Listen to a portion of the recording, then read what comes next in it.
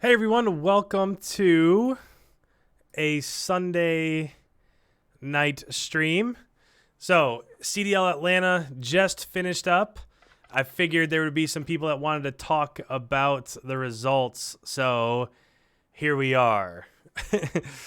Hope everybody had a nice weekend enjoying this event. I was super pumped to watch this weekend. There were a ton of good matchups that we probably didn't expect. So anything you guys have about any of the matches whatsoever, go ahead and throw it in the chat. But that Minnesota-Paris matchup was just phenomenal. And then after that, the Florida-London matchup. And then it started off with the 2-0 Minnesota over Atlanta, and you thought that maybe Atlanta wouldn't even make it to the final of their home event. And then they got the reverse sweep. After that, we went Chicago-Florida. And a little bit of an emotional moment there between Pristini and Arcides, but that was a heck of a matchup. And then by that time, so there was like 100,000 people watching viewership-wise during that Chicago-Florida matchup. And then unfortunately, as soon as Chicago dropped out, it got cut in half, went down to about, I think it was like 50K. And then it hung around 50K for the rest of the matchup, but I would say that was a pretty easy finals from Atlanta. I think that probably would have been the same result had Chicago made it, but that's like the only question that's still out there. I feel like Nameless touched on it just a tiny bit. He said there's like clearly Atlanta deserves to be mentioned as the best team in the CDL, but there's just that one question that's still out there. I would say that Chicago didn't play as well as they did at London. I don't know if that has to deal with the time off. I will say, and I'll talk about this tomorrow on our podcast. Tomorrow night, we're filming our podcast. It's me, Kingdom Soldier, and we're going to be joined by Attach from the New York Subliner, so that should be an interesting conversation there. But I do feel like from when Chicago left for London until they streamed again, there was like a 12 or 13 day break. And I don't know if that was some time off or if they just weren't streaming their scrims or what. But in those 12 or 13 days, Minnesota and Florida were just grinding that whole time. As I would look for scrims to upload in that downtime, it was always Florida. Florida was always playing. And I think that showed a little bit. So if you guys have any questions in the chat, please let me know. I do want to go ahead and get a couple of these things out if I can. This happened at the end of my last stream. So One Man Army, thank you for your $1.99 donation. Also, Eddie, so Edward Selecki had a $10 donation as a super chat. So thank you guys for those. I super appreciate it. One Man Army also had another, and then my wife. So this next one, this $1.99 would be from my wife. So thank you for that. But with 11 of you guys watching, please let me know if you have any questions. There are a few in there that I want to get to. So E.M. Cashman says, well, first of all, Siam, as soon as this started, Siam says, FaZe should thank Minnesota chokers. Yeah, now I will say that there was a time where they had to get prepared a little bit, right? Atlanta hadn't played since Saturday, and then Minnesota did have that matchup against Paris to get warm up. So we even saw that in London where Chicago struggled a little bit. They almost lost to Paris in that first matchup on Sunday, who was already warmed up. So there is something to say to that. Yeah, of course you can warm up in the back, but there is something to say for that little break there. So in terms of that matchup, I don't know. I had my back against. I wasn't really sure what to think that. I definitely had. I thought that Atlanta had their backs against the wall, but they're so good on Hackney Yard. So that Hackney Yard domination, they're just. It seems like whenever I tune into an Atlanta scrim and they're playing Hackney Yard domination, they're so good. So I did think that they were going to win that. Now, when it came down to the hard point and it came down to the S&D, I thought that could have gone either way. But good for Atlanta and good for Minnesota because I think they solidified themselves in somewhere in that 4 to 7 range, right? If we're talking about the top 3, I don't even know if I would still put Dallas in that top 3 because Florida and Minnesota were so good. And then Paris and London. Me personally, I would still put Atlanta and Chicago at the top. And we're going to talk about all this stuff on our podcast tomorrow night. But after that, I really do feel like it's, there are 4 teams right there. And I think Dallas is in that mix somewhere. The 2 EU teams, so London and Paris are in there. And then also Minnesota and Florida. So those 4 teams, where does Dallas fall in between those 4 teams? I don't know. I'm not really sure about that. But I think that group of teams, there's a clear distinction between that group and who falls underneath them.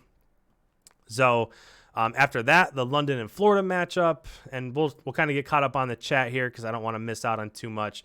But EM says every team has their days, and this weekend was one of those for Chicago. Those first 2 games against anyone are very, very important. Yeah, so I agree with you. I do think that every team, there's something to be said for that. They didn't really look that good all weekend, right? When they almost lost that first matchup to Toronto, you just kind of got the feeling that something might be just a little bit off there. So there's that. Primetime says, I think today's a reality check for my boys in Chicago. Yeah, I think I agree with you there. I would 1,000% agree that maybe they need to take a step back for a moment, maybe just stop worrying about everything else and just hop back on the sticks. But again, and I mentioned this earlier, and I'll probably talk about it a couple times. By the way, I think Chicago really choked that search and destroy a couple of those rounds there.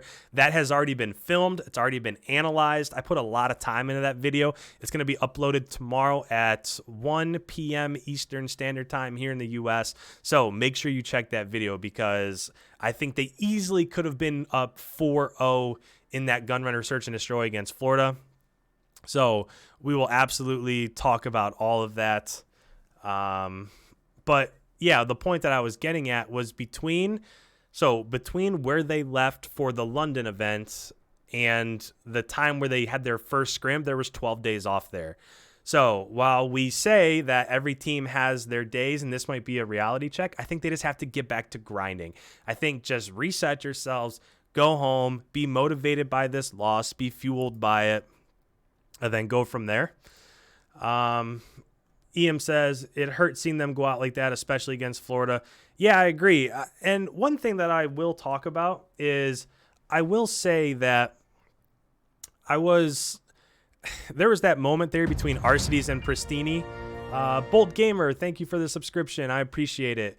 There was that moment there between Arcides and Pristini where I don't know. It was a little bit awkward to watch, but one thing that I will say is that for me personally, I enjoyed the fact that seeing that they care, right? To me, that was kind of important. Was it maybe a little over emotional? I don't know. I haven't been in that scenario, so I don't know what to say. But one thing that I really dislike about the mainstream sports is I hate when you're watching like the NFL or the NBA or something like that, and a team loses and they do their jersey exchange and everybody's just kind of talking and laughing and stuff like that. At least I felt like they were hurt by the loss. So they'll probably use that as motivation moving forward. I don't know. Maybe that's a weird stance or something like that. But for me personally, I think that means something that carries a little bit of weight with me. Let's see. Primetime says, let's see, Mr. Amateur, thank you for the follow. Thank you for subscribing. I appreciate it. It says, I honestly would like to see one-day drug testing for CDL to see who is in on it, who isn't, who is the better skill-wise. That I don't know. There's not really much I can say about that. I haven't been to events. I don't know what happens. There are thousands and thousands of rumors out there. Who knows what's true, what's not true. I don't want to take anything away from anybody. One thing that I will say, just kind of while we're on the topic, is that I think so I've been watching Call of Duty for a decade. Ever since before Optic even moved into Russell Drive, I've been a huge fan of competitive Call of Duty. And one thing that I'll say is that these Atlanta dudes, they're really likable guys. So I've followed Scump and Formal and the Optic Dynasty and the Complexity Dynasty before that. And all of those guys But every time you hear these Atlanta guys talk, they're so likable. And I don't have like a favorite team. I've followed Optic all those years, so I still want to see those Optic dudes do well, whether it's Formal and Scump in Chicago, or whether it's Karma, or, I just want to see those guys do well. But I think that they're really likable, and that says something to me. When Celium got the MVP award, you can see that the moment that he was standing up there, he was grateful for it. He wasn't up there talking trash on anybody and showing anybody up. He was super thankful to be in the position. And for me, I don't know, I really like to see stuff like that.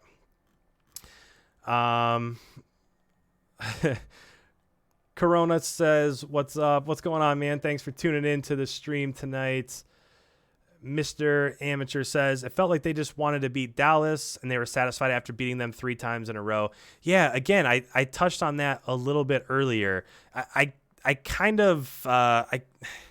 don't know.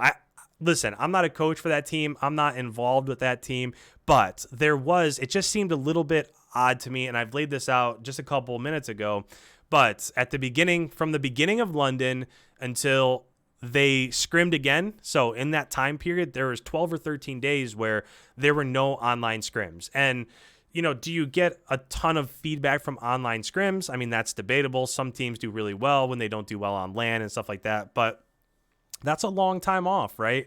That's a long time to not be scrimming. So did they take a week or so to just relax and enjoy that win? Who knows? But what I can say is that during that time, that entire time, Florida was scrimming. There were a couple videos in a row on my page where what I uploaded was Florida scrims, because it was Florida, Pristini, Mox, Frosty, Havoc, all of those guys, Skies, every single one of them was streaming every single day. So did that play into Florida's success and Minnesota's success? I don't know.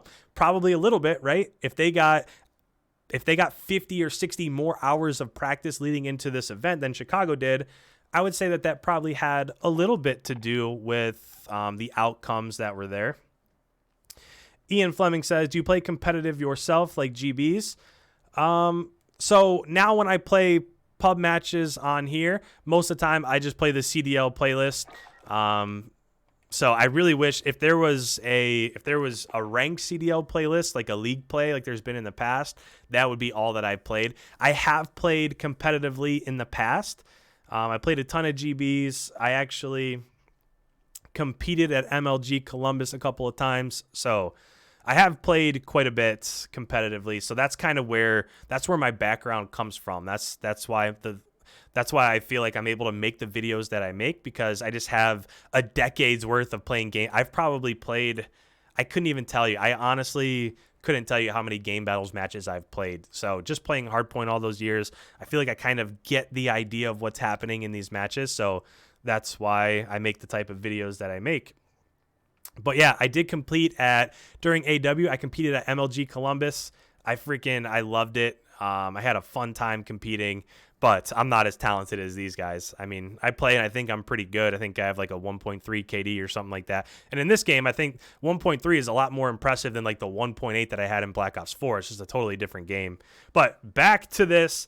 JV says, Huntsmen were massive disappointments, losing to Florida and struggling against teams that FaZe dominated makes FaZe the undisputed best right now. Jay, I 1,000% agree. When I first kicked this off, the very first time, so in the first minute or two, I agree with, I think it was Nameless that said, there's only one question that's still out there, right?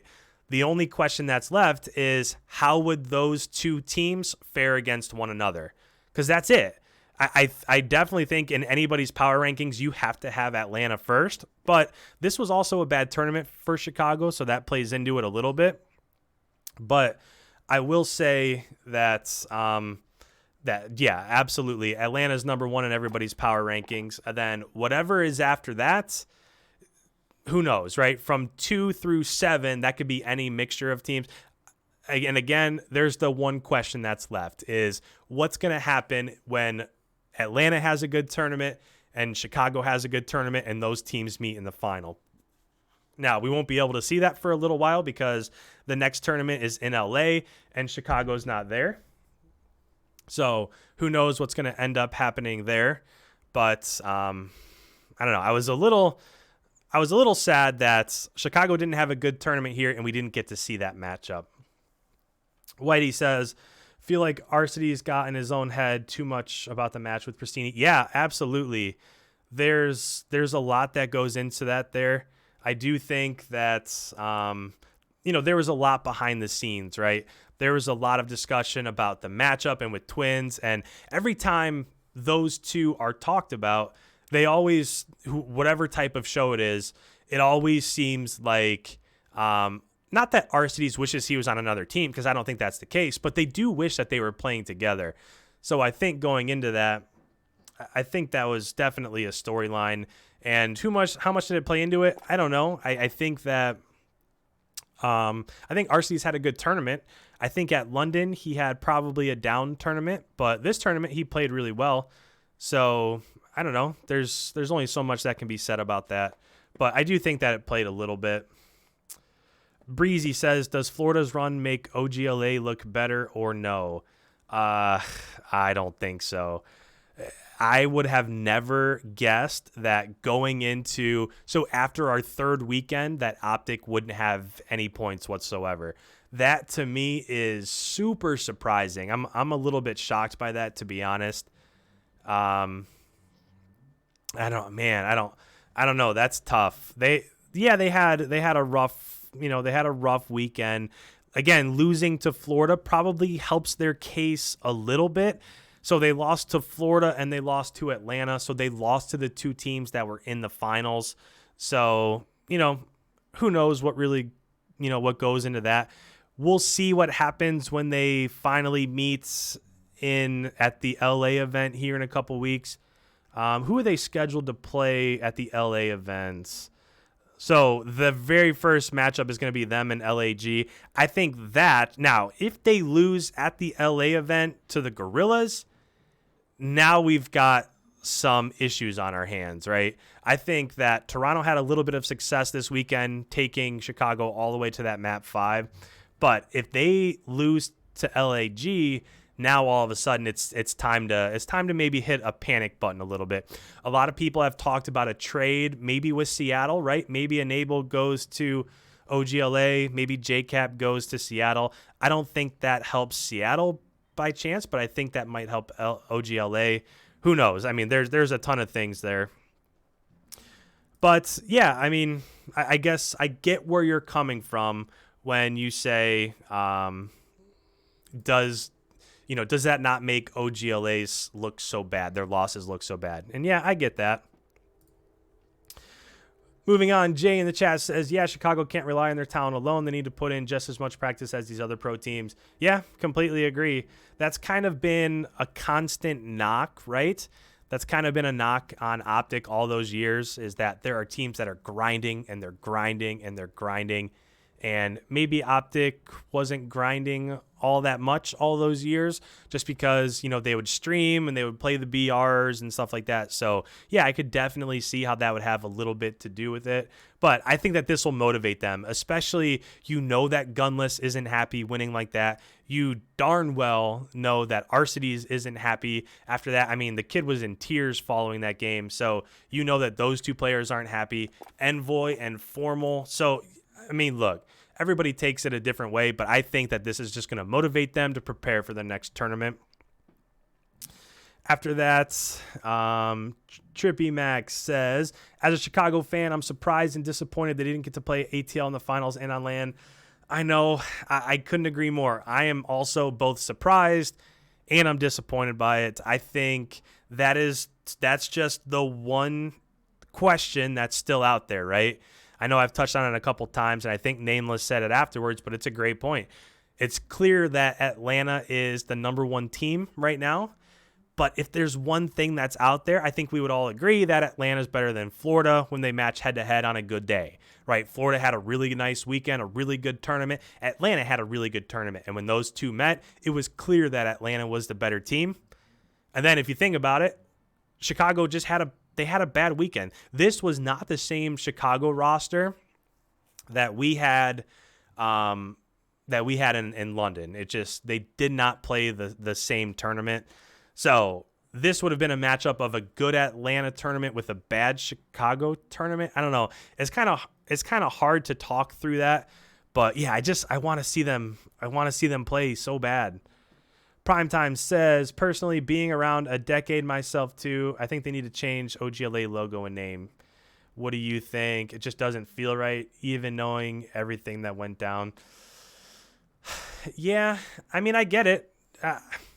Now, being an old school, a kind of a Call of Duty purist, I guess you could say. Yeah, I get it. I think that, if you wanted to switch that out, I totally understand. You know what? I'm just gonna make my screen bigger here. Where am I going? Can I make my screen? I don't know. Listen, this is only like my 4th stream. I have a transition in there somewhere that makes my face bigger. Maybe it's the starting one. There we go. Who knows what it says at the top? But at least you can see me a little bit bigger. So yeah, I agree. I don't know. I mean, Immortals paid for that brand, right? So whatever they want to do with it is entirely up to them. One thing that we did talk about earlier, so this was at the very beginning, is as soon as Chicago, so we're going all the way back to Minnesota weekend. When Chicago played OGLA, that was peak viewership for that Minnesota launch weekend. And if you think about it, why would that have gotten more views than Chicago and Dallas or Atlanta and Dallas, right? Why would that matchup have gotten more views? And when if you look on like Twitter and stuff like that, when those matchups are being announced, that's still going out to like 1.3 million people on Twitter. So should they change the brand name? From a purist point of view, yeah, I would probably, it just doesn't mean the same thing to you or I because we're Call of Duty purists. But that team is probably getting new fans every day, and they're developing a new brand for themselves also. So I think it's good for the sport that brand is still involved, but I'm with you. I totally get where you're coming from. Mr. Amateur says, do you think the change in round times from search to 2 minutes to 1 minute and 30 seconds affected their search performance? A lot of teams played much more aggressive in search this time around because of it. That's a really good point. And our last podcast, the pre-CDL Atlanta podcast, we had Chance on. So Chance the caster, he was matched up with Benson every time that we've had a tournament so far. If you want to go back and check out that video, please go back and check it out. I thought that was a really good podcast. But Kingdom, who hosts our podcast, Kingdom Soldier, he asked, what do I feel like these rule changes are going to do moving forward, right? What's the biggest change that we're going to see from this? And immediately I said, for search and destroy, it's going to make everything go so much faster because teams don't have the ability. For one, you can't just build up Deddy over the course of just one round now, right? So if you wait a minute and 30 seconds, if you pop Deddy at the end of round 1, when round 2 starts, you don't have the ability to just wait it out, wait for your Deddy to charge, and then pop it and go to the bomb. So that's one thing. So it's going to make teams play a little bit more aggressive because there's not really much to wait for. And the second thing is that it takes away a little bit of strategy. I know it's only 30 seconds, but essentially what it does is it doesn't allow you to rotate. So whenever I think of this, I always think of Arklov Peak. But if you're over towards the A side of the bomb on Arklov Peak and you're just kind of waiting there, so you're waiting for your opportunity to break through at A and say it doesn't come, but whoever's on the flank over at B gets a pick, now you know that you can rotate because if everybody rotates over to B, you're going to have a numbers advantage as you try to rotate to the B bomb site. But with 30 seconds knocked off, you can't do that anymore. So I personally think that's advantageous to teams like Florida, especially on small maps like Gunrunner. But when I upload my video tomorrow, again, it's already been made. It's already been rendered. It's out there. It's ready to go. 2 p.m. tomorrow, I talk about why Chicago ended up choking that. So Chicago should have been up 4-0. Instead, it was 2-2 at the end of 4 rounds, and that looks totally different. So if you want to check in, make sure you hit the subscribe button. Make sure you check that out tomorrow, 2 p.m. Eastern time. But during that match, Pristini plays so fast, and that's why he's so much fun to watch, just because he plays so fast. That man is always on a mission. So, but I think the 30 seconds being taken off of each round, I think that absolutely plays more into Florida's hands and teams like that than it does to Chicago or teams that have, a long time in this game. If Seattle was in this tournament, they probably, now I know Seattle's been struggling at Search and Destroy. They haven't won very much in Search and Destroy. But just having older players that are kind of, they have their way of playing Search and Destroy from the last decade, this rule change affects them a little bit differently. For domination, I don't think it matters whatsoever. So the domination rounds being chopped off, I don't really think that makes that much of a difference. But I will say in Search and Destroy, I think that has a lot to do with why Florida was so good. NB Glitchy says, what are your power rankings after this tournament? My top 6. I will just put out a little promo that tomorrow we're filming a podcast with Kingdom Soldier and Attach from the New York Subliners. So this will be all in depth. But if I just had to say a quick top 6, I think Chicago and Atlanta, not in that order. Atlanta's definitely number 1. I still think Chicago's number 2. And then after that, I think there are 4 teams that you could put anywhere 3, 4, 5, or 6. I think the 2 EU teams, even though they didn't have their best performances here, but London and Paris are in there. And then I also think that Dallas is in there somewhere, and I think Minnesota and Florida. Now, where you put 3, 4, 5, 6, and 7, I have no idea, but somewhere in there is where those teams fall. So that's what I would say. I don't know if this came through and I missed it or what. Maybe it just hasn't shown up yet. But a super chat from TJ Knopf says, love the stream. Coming, bub. I don't know why that's not coming through on screen. The ones that I put up earlier came through. So thank you for that $5 donation. It's in the chat. Thank you for that. I don't know why my things aren't working. Maybe it's only, listen, I'm new to all this. Maybe they only come through when I'm on this screen. I honestly have no idea. Somebody has to give me a rundown of all this stuff because I don't really know how it works. Let me go ahead and, there it is. Why would they only work on this? Oh, because I only have an alert box here. I don't have an alert box on the other one.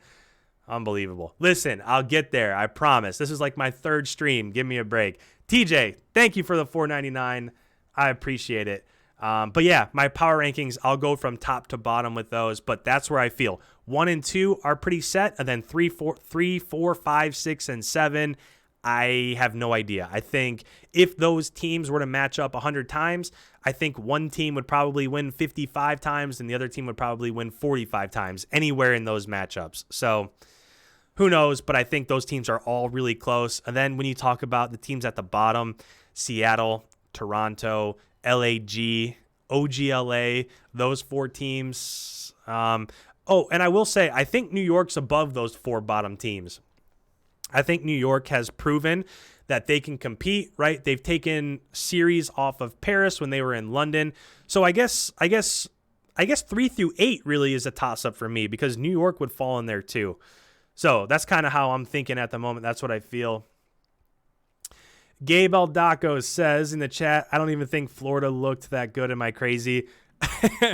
Yeah, I think that would be a little crazy. I think Florida looked really good.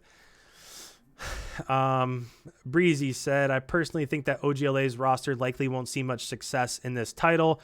Don't think they have the talent necessary at the sub position. Breezy, 1,000%. I could not agree more. They're missing, and I don't know if it's to sub JCap because JCap is going to play his role, right? Everybody needs a JCap. So like a 0.8 kill death for JCap looks a lot different than a 0.8 for like Envoy, right? Where Envoy's expected to slay out, and then JCap's expected to plant the bomb and be around the hills and stuff like that. So I don't know if it's JCap that needs subbed out, but I definitely think OGLA needs more from Dashy, number 1, and then they need an Envoy. They need a simp. Now, you could say every team needs a player like that, but even like ASIM, right? ASIM looks so good for Minnesota. The SMGs for Florida, I mean, they need a little bit more slaying power from the SMG position. I 1,000% agree with that sentiment. Ian Fleming in the chat says, sorry, I'm a little bit behind. I'm getting there. Sometimes these take these take a little while to come through. But it says, Ian Fleming says, I know it would never happen, but what would you think about the addition or adding CTF to the rotation? I think CTF is the most strategic. Well, Hardpoint is up there too, but absolutely CTF and Hardpoint are the two most strategic game modes by far. It doesn't even come close. I also thought back in Call of Duty Ghosts, I thought Blitz was really fun to watch. It wasn't my favorite, but I thought there were some really exciting moments with Blitz. Also the game mode where in AW where it was like basketball. I don't know why. I literally competed in AW and I can't remember the name of it, but that was also really exciting. I remember multiple plays where a team would be ready to throw the ball in and then somebody would come up and reject it and then steal the ball and move. I mean, that was really exciting stuff. I think domination is kind of boring. The biggest reason why I think domination is boring, because if you think about, like, just for example, think about Hackney Yard.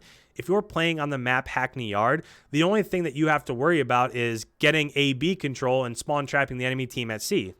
And if you're the team spawn trapped at C, you're going to push out towards green. You're going to try to capture A. Now, all of a sudden, you're spawning at A. You're trying to get A, B, and spawn trap the other team at C. So this just seems like over and over and over again in domination. That's how it plays out.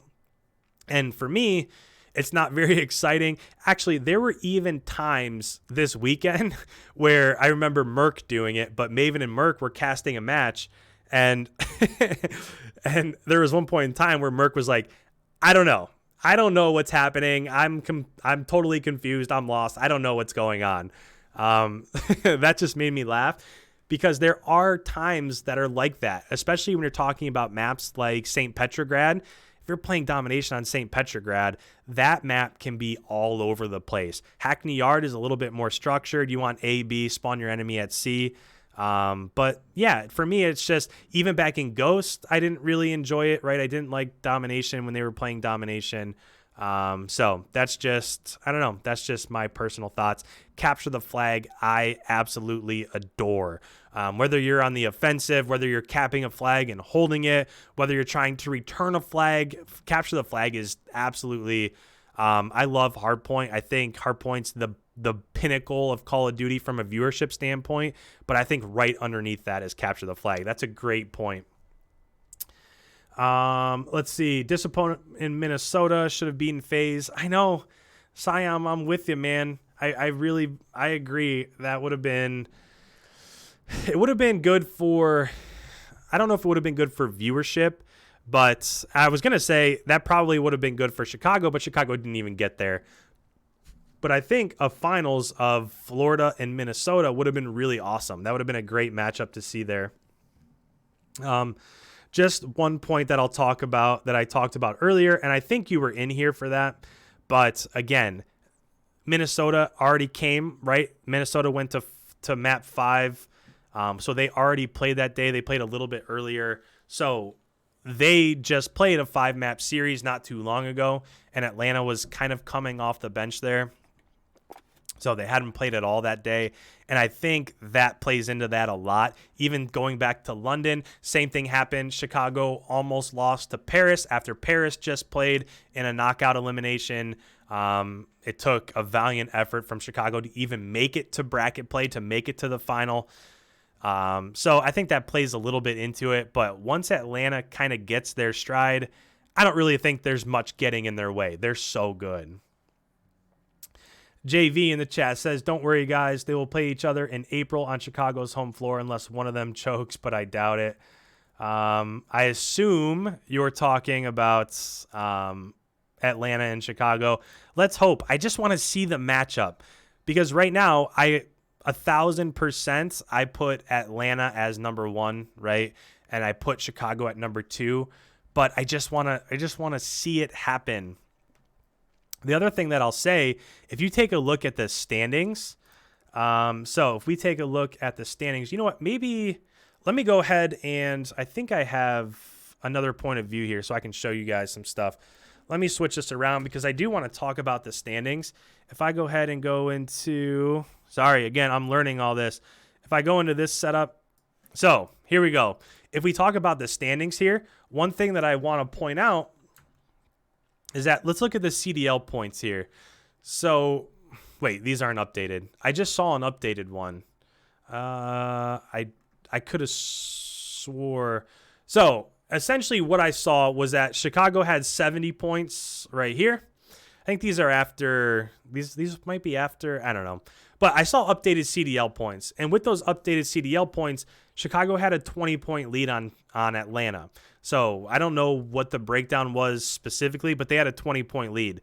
So since they had a 20-point lead and Atlanta's going to be at the next tournament, I think we could all probably expect that Atlanta is going to take first place in that matchup. The only people that can really compete with Atlanta there would be Dallas, and I guess Minnesota and Florida too, right? There are other teams that could compete with them there, but they definitely took an edge in the standings, and we'll see what happens at this LA event. But yeah, they took a commanding lead, I feel like, in those pro standings by being able to win this one. Jericho says, very surprised that Florida got into the finals. Yeah, couldn't agree more. I was Uplink. I see in the chat somebody's talking about Uplink. I don't know why that. I just came across that as I was looking at it. But yeah, Uplink was so much fun. Just the certain plays that people would make, that teams would make. I miss it so much. Uplink was fantastic. Getting back to Jericho's question, very surprised that Florida got into the finals. Yeah, me too. But again, Florida, you could tell that Florida was really well prepared, right? They were prepared coming into it. They had more, and I only know this because they streamed it, but every day they were grinding. When that London event was going on, they were grinding. The days after that London event, they were grinding. They were always streaming just nonstop. So I think that played into it. I think that's why Minnesota had a good weekend also. So if I'm Chicago, what I have to do is go home, go back to the drawing board, just reset myself. If I'm formal, I want to see, if I'm a coach for Chicago, I want to see formal streaming, more 15, 16-hour days. I want to see him scrimming. I want to see him playing 10s. When none of that is going on, I want to see him in ground war like he normally is. I think that they just need to hit the reset button, forget about it, go back, grind, and then when it's time for the next tournament, just come back like they did in London. Let's see. Let's get caught up a little bit. It says, I'm pretty sure FaZe will stay on top while this tournament should make Chicago hungry again. 1,000% agree. Let's try to get a little bit updated here. Toronto has upside. They just can't close out maps, in my opinion. Yeah, I was super impressed with Toronto. Now, again, Chicago didn't look good this weekend, right? So are you maybe thinking that, I don't know, going into this, right, without really thinking about it, you would think a performance like that against Chicago, now all of a sudden Toronto can beat some people. But Chicago had a bad tournament. So I don't really know how you look at that, right? How much do you put into that, the fact that they played well there? But I agree. They looked good, and that's nice to see from Toronto, because going into this, I had Minnesota. So there were 4 teams that I really thought had to have a good weekend. It was Minnesota, it was Florida, it was OGLA, and it was Toronto. Because for one, OGLA couldn't leave this weekend without any points, and they did. They didn't get a single W. And Toronto, I felt like they have to climb out of the basement, right? This is an opportunity. Maybe they make it to bracket play. But if they lose again, now all of a sudden they've been to 2 events and they're still way down at the bottom. Now, unfortunately, that didn't happen, but they were a little bit more successful than they were at the last tournament. So who knows going forward, but we'll see. Will you put out power rankings? Says generally average. Absolutely. Make sure, again, podcast tomorrow night.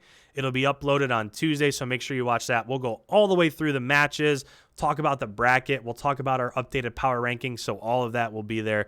Make sure you tune in to that.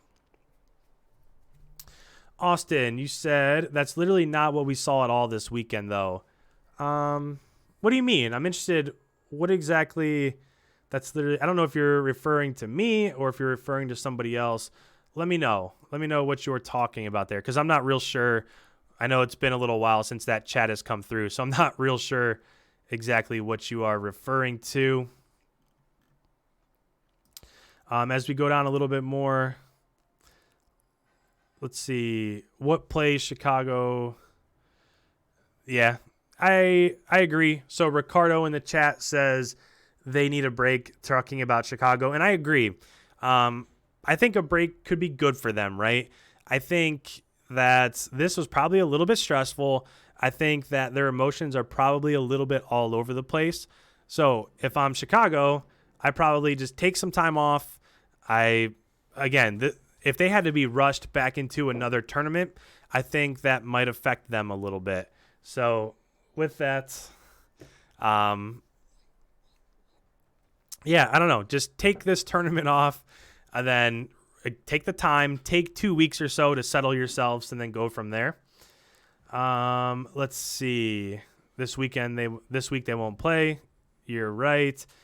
Next CDL, I mean. So with that, let me go ahead and I want to look at the schedule. So just a little bit. I feel like we've recapped quite a bit. And by all means, if you guys have any questions about this tournament, let me know. I love the fact that there's so much input in the chat and stuff like that. But as we're going to LA, so there's a few teams there. So if we're talking about Group B, let me see if I can show this. So again, maybe I'll get one of those stream decks from Elgato so that way I can move back and forth. But if I go to this, let's just talk about this schedule a little bit. So as we go into LA, this Group B, I think, is super competitive. So if we're looking at this, we have on one side, we have Atlanta, we have Florida, we have Dallas, and we have New York. For me personally, I think Atlanta, like we already talked about, is a clear number one. But after that, Florida, Dallas, and New York are three teams that I would consider to be in 3, 4, 5, 6, or 7. They're all right there in the middle. So it'll be interesting to see if Atlanta can go 2-0 in that group play. So can they go 2-0 in that group play? And then once they get out, I think their road gets a little bit easier. If you're looking at the other group, so if we're looking at the others, Minnesota and Seattle, I think that now we don't know in terms of the improvement that teams are making, but I think that'll probably be a quick 3-0. So Minnesota should win that one easily. And then if we're looking at the other matchup, OGLA and LAG, again, I don't know. That seems hopefully Optic can get some points there because they're one of the only teams in the league without any points. They're the only one with 0 pro points at this point in time. So hopefully from just being competitive standpoint, they can take that one. But I think clearly Minnesota's going to make it out of Group A. And then after that, I don't know. I guess I would probably go towards Seattle.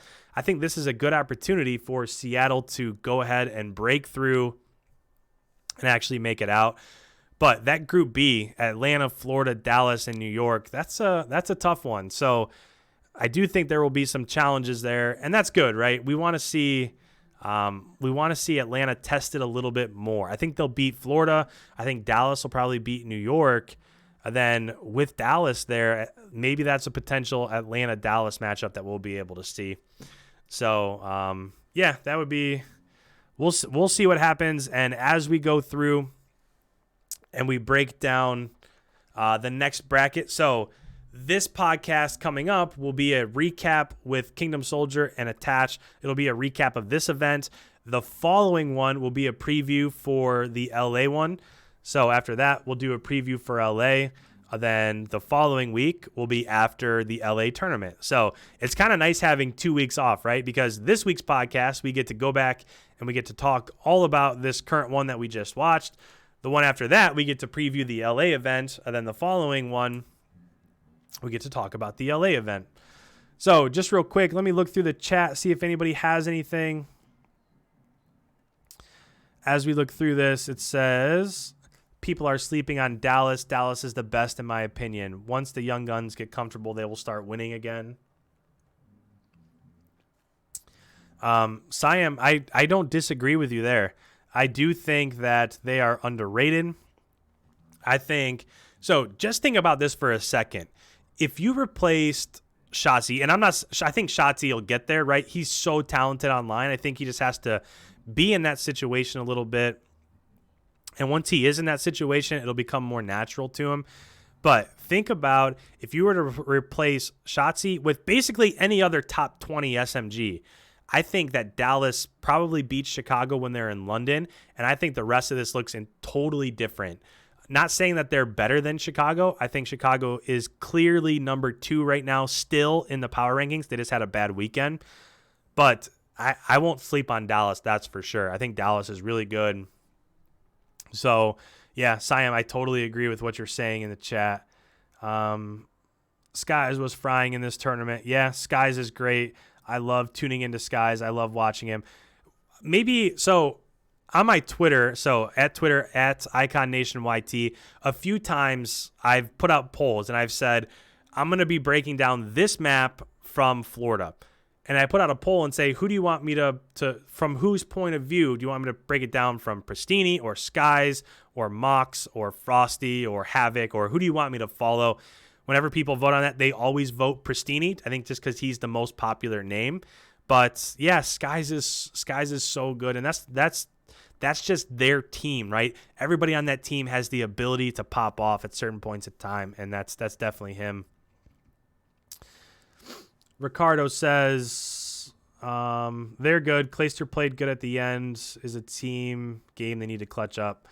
I will say that going into this season, if we're talking about Dallas in specific, I really thought that the 3 young guns were essentially going to carry Dallas, right? I thought Hugh, Illy, and Shotzi they're so good online. Everybody's been talking about Illy. It seems like for the past 2 years, everybody's been talking about Illy. As soon as he gets his chance, he's going to be the best player in the game. And he is good, right? He's one of the top, I don't know, he's probably a top 15 player at the moment, at least a top 15 SMG. But you would have expected those 3 players to really lead the charge there. Whereas you probably would have thought that Clayster and Krim would have dropped off a little bit, especially since Krim didn't have a really good year last year. But so far, Clayster and Krim are absolutely the best players on their team. And I know that it's kind of an AR meta, right? If you're looking at all these tournaments, Wuskins always has like a 1.3 KD. And at London, Octane had like a 1.6 KD. And Formal always fries. And Denz is always super good. So a 1.3 KD from an AR player is a little bit easier to achieve than a 1.3 from like Envoy or somebody like that. But I think as soon as Shotzi figures it out, they're going to be really good. So Shotzi was really bad, and Illy and Hugh didn't have a really good tournament at London, and they still almost beat Chicago. So I think they're just, I don't know, maybe a couple months away. When I did my initial preseason breakdown, I said that for me personally, I thought that Chicago was absolutely above Dallas, but 5 months down the line, I wouldn't have predicted the same thing. So the prediction that I made preseason was just for preseason. So if we were talking about 5 months down the line, I think that Dallas probably deserved to be way higher in those preseason rankings.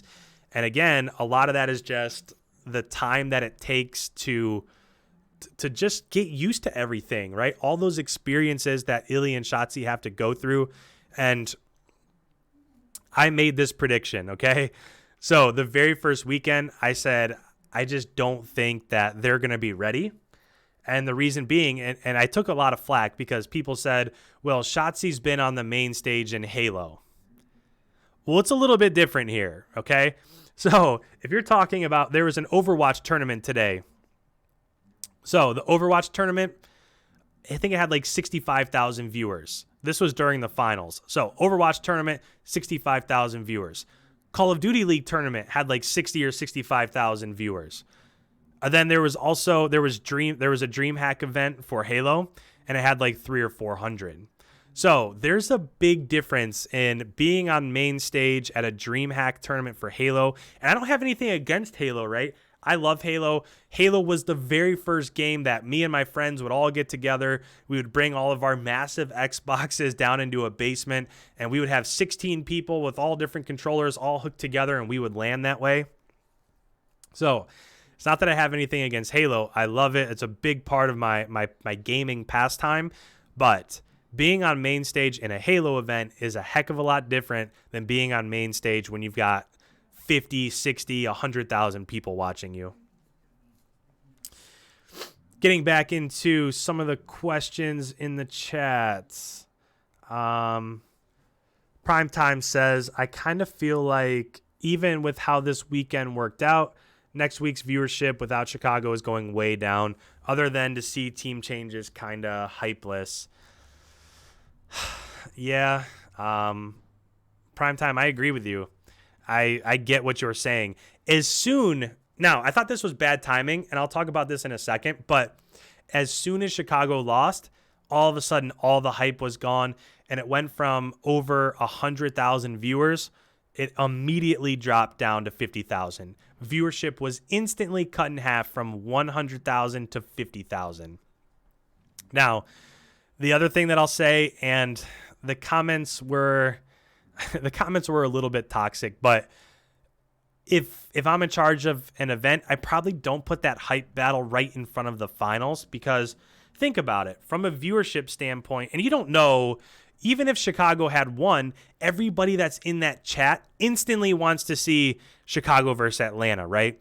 So sidetracking everybody with this hype battle thing, it just doesn't do it for me, right? It's not what I want to watch at that point in time. So, yeah, I totally agree. But yeah, without having, so I'll get a little personal with you here from a personal standpoint. The LA event, me and a few of my friends, we were going to get together. We were going to have a viewing party for that, order pizzas, wings, all of that, and we were going to watch that event. And as soon as a couple of my friends who watch CDL, but they're not real in tune with it like I am, heard that Chicago wasn't there, they thought, well, let's just push it back another couple weeks and we'll do the next event. So I do think that without having Chicago at that event, even though Atlanta will be there, even though Dallas, even though Minnesota and Florida and all these other big name teams will be there, it's just not the same, right? So I think that's the biggest thing.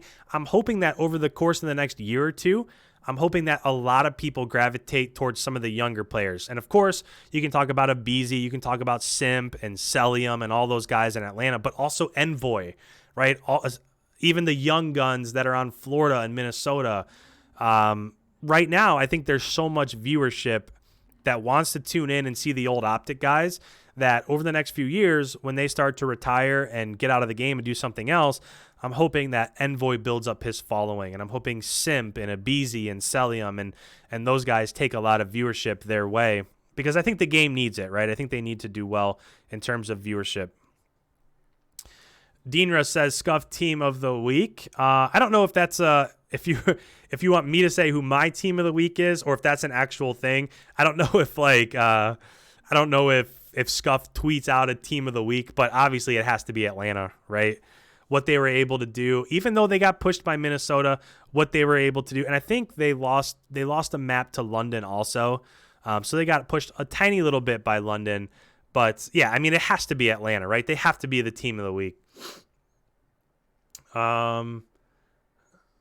Primetime says the biggest hoax, more like Battle Beaver Player of the Week. Yeah, I have no idea what that is. Ricardo. So this is interesting. So Ricardo said, but you heard that Nameless said Shotzi is a bust, or am I wrong? Nameless did say that, but I just don't feel like you can go out on a limb and say that yet. it's too early, right? We're only 3 weeks into the inaugural season. These are the very first events that he has ever played. Obviously it's not the start that he wanted, but I don't want to go out there and call him a bust, because instantly, we're talking like 3 days after that event, Shotzi was back to frying online. I think it's just like anything else. You put somebody that's never been in that scenario, and some people are just listen. Simp is the exception. Simp is not the rule. Last year when Simp got subbed in for EU, that doesn't happen. That's not like something that you're used to seeing all the time. And that doesn't matter what sport you're talking about. It doesn't matter if you're talking about rookies going into the NFL or like we're not talking about any of that.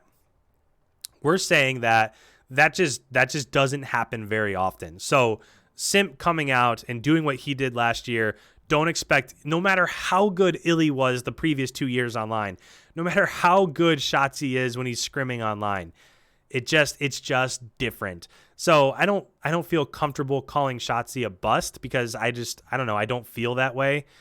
But yeah, I don't know. It's just going to take time. I think once he gets to a few more events, I think he'll figure it out. And honestly, he's too talented not to, right?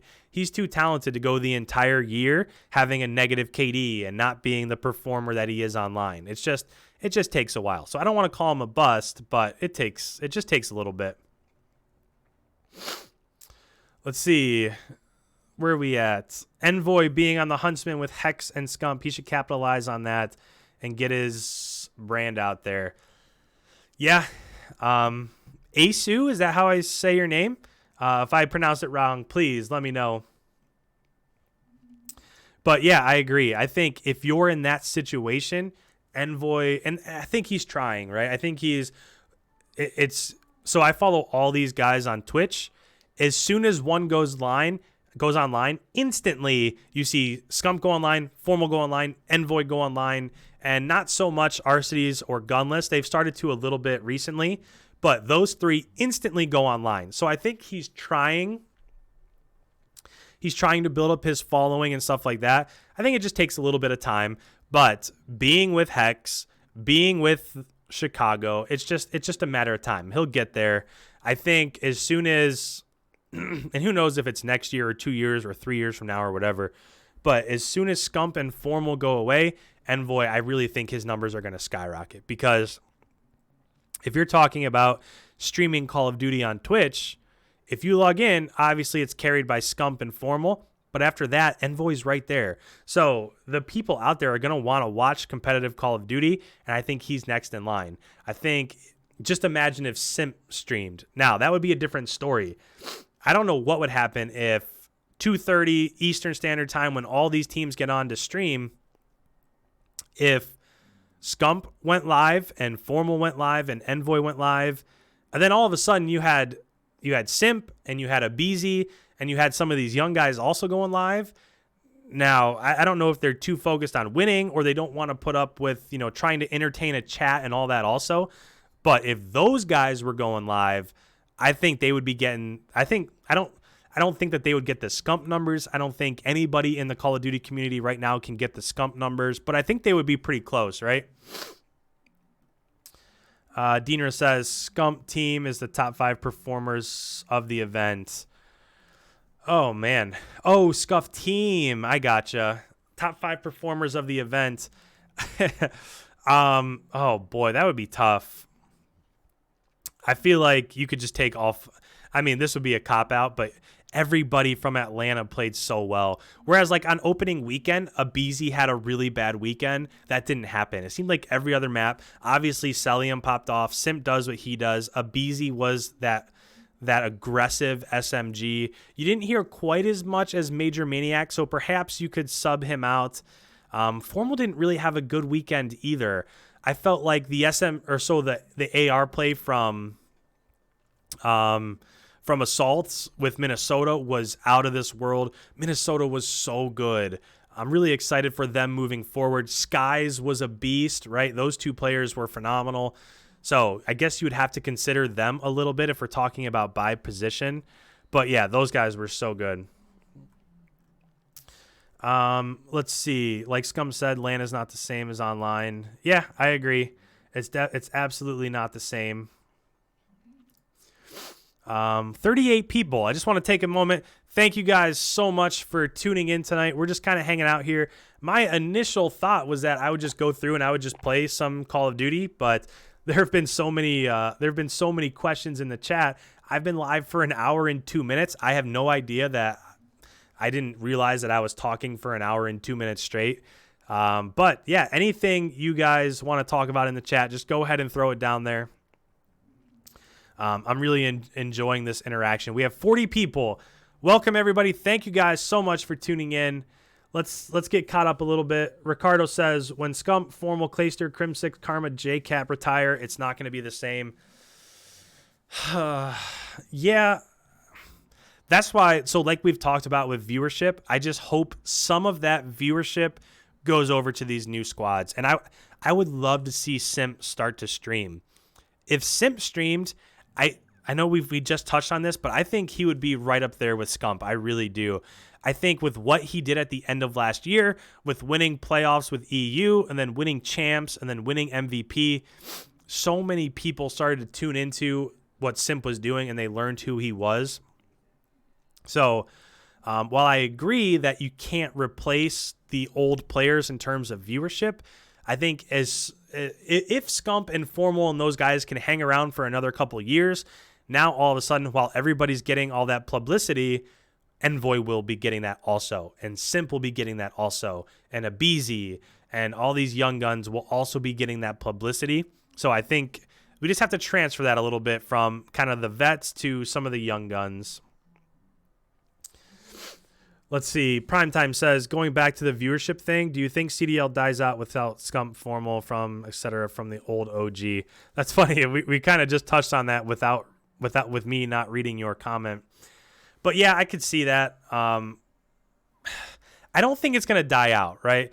I think that this is just look, the CDL as a whole is in its infancy. It's way down. If we're talking about like the NBA, think about how long the NBA has been around, the NFL. We're talking about the very first season. If you're thinking about next year, I listen, I have no inside knowledge, even though I've talked to, certain people and whatnot. I don't think there's any way next year there are still only 12 teams in the CDL. Look at what's happened with the Overwatch League. Now, Overwatch League took off a little bit instantly, but as soon as the Overwatch League had its first season, the next season they added more. And there's just more of these franchises coming every year. And I think that's going to happen with the CDL. I would be absolutely shocked if next year there were still 12 teams. I don't know if it'll go up to 14 or 16 or whatever, but I absolutely think that there is going to be more. So in terms of viewership, I don't know. I don't think it's going to go away. I think it's just going to continue to grow, and hopefully some of those viewership numbers get transferred over to the young guns. Which reminds me, if you're these organizations, we need to know who you are. I've touched on this just a tiny bit on some of our podcast shows, but this has already been laid out for these teams, right? All you have to do is just take what Hex did and just duplicate it.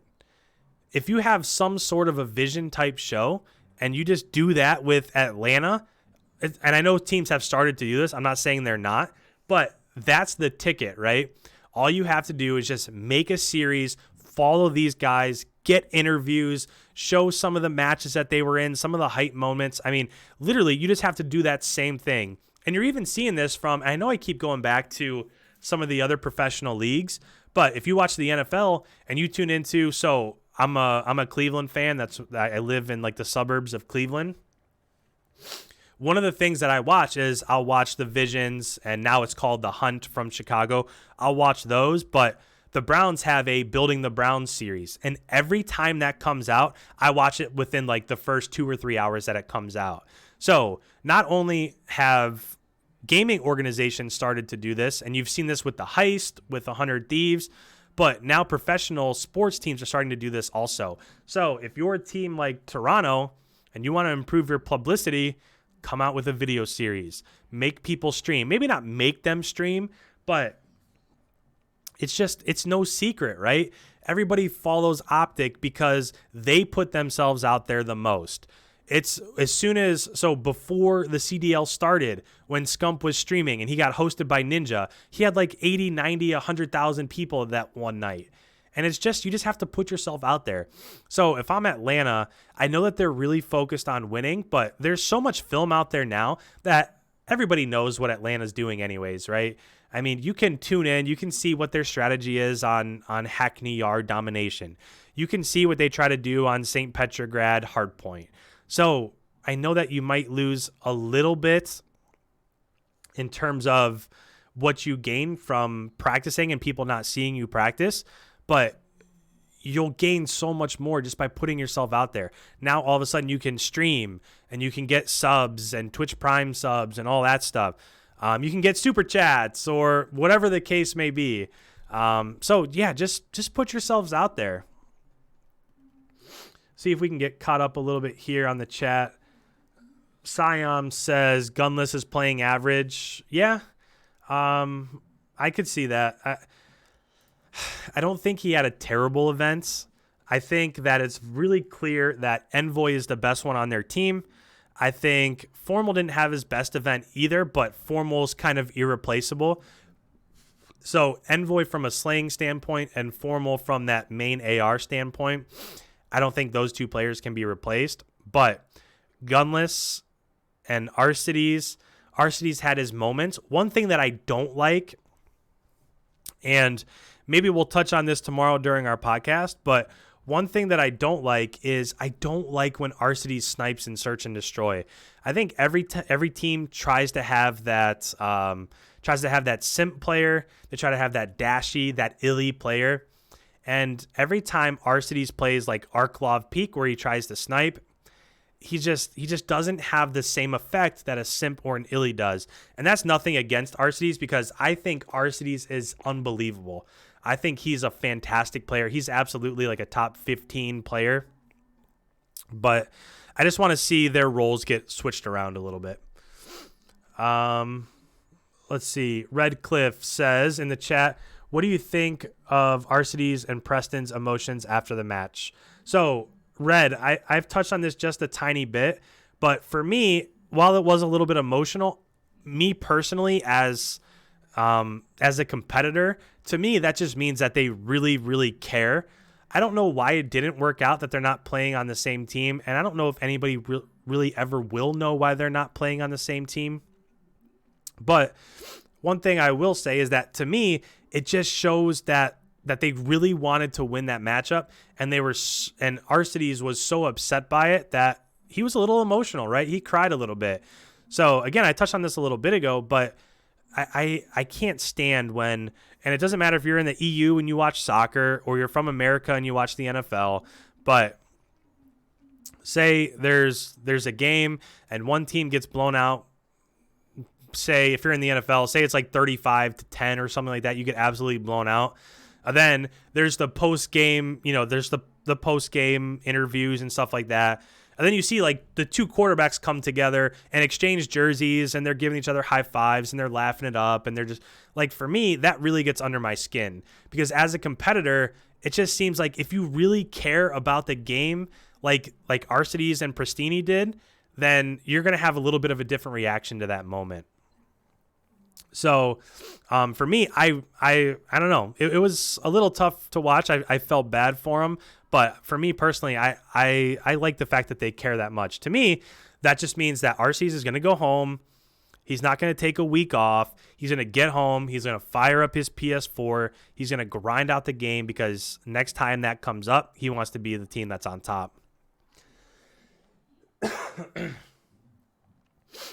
Kyle in the chat says, what's the ceiling for the Florida squad? I think, oh man, the ceiling for them, I don't know. That's a tough one. I don't want to say that this is as high as they'll be, right? I think that would be selling them short, because we're only in our second tournament. We're only in the third weekend of the CDL. But one thing that I have seen is that throughout all of these matches they've played, Pristini has had moments where he looks unbelievable. Skies had a fantastic tournament. Havoc has had moments where he gets a three-piece, he locks down the last 15 seconds of a hill.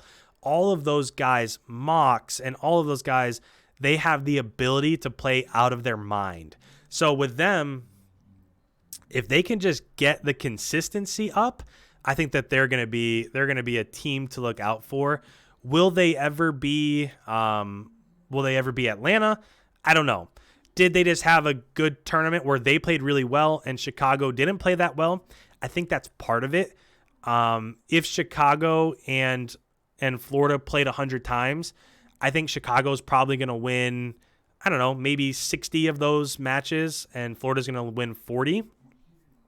So I still think overall Chicago has an edge on a team like Florida, but they're absolutely capable of putting it together and making it to a finals like they did here in Atlanta. I will say, 42 people watching. Thank you guys so much. I super appreciate it. This is only like my third stream ever. So this is freaking awesome. Thank you guys so much for tuning in. I love this conversation and talking about the CDL. So this is really cool. Thank you guys for tuning in. As we go back through, Ricardo, you don't have to say sorry for talking so much. I freaking love it. All you're doing is just driving conversation, and that is really awesome. So let's go ahead. Everybody needs to stream or produce more content so the league wouldn't die. 1000% agree. Redline, this is the first time I've seen your name in the chat. Welcome. It says T2P was absent today. Without big plays from Formal and Scump, it's going to be hard for Envoy to roll them into wins. I'm in a group chat with like 7 or 8 of my friends, or 5 or 6, I don't know, somewhere in there. But we talk about the people that would probably be replaceable right now on Chicago. And I think Scump this tournament was definitely the worst on his team. And you're right. You're 1000% correct that they relied on Envoy a lot this tournament. If Envoy has just a marginal tournament, I don't even know if they make it to the semifinals, right? Are they one of the top 2 teams to come out of that group? I don't know, right? I guess anything's really possible there. But yeah, I completely agree. Formal needs to be like when you were watching in London and Octane was just popping off from that AR position and Dens was phenomenal. That's what Formal needs to be. And this weekend, he just wasn't that. Was he bad? No way. I mean, he wasn't bad. But if we're talking about was he elite? Was he average? Was he bad? Maybe a little bit above average, right? I think you could have replaced him this weekend easily. Whereas for Formal, he needs to be that guy that you cannot replace. Redcliffe says, I agree, perfectly said. Chicago is going to go home and grind and they're going to fry. I hope so. Red, I really hope that's what happens. Now, there's no guarantee that's what happens, right? We don't know. But I hope so. I don't want to see them. So I've touched on this just a couple times, and I don't want to keep going back to it. But what I will say is that after the London event, from the time Chicago left to go to London, and when they streamed again, there was a 12 or 13 day gap there.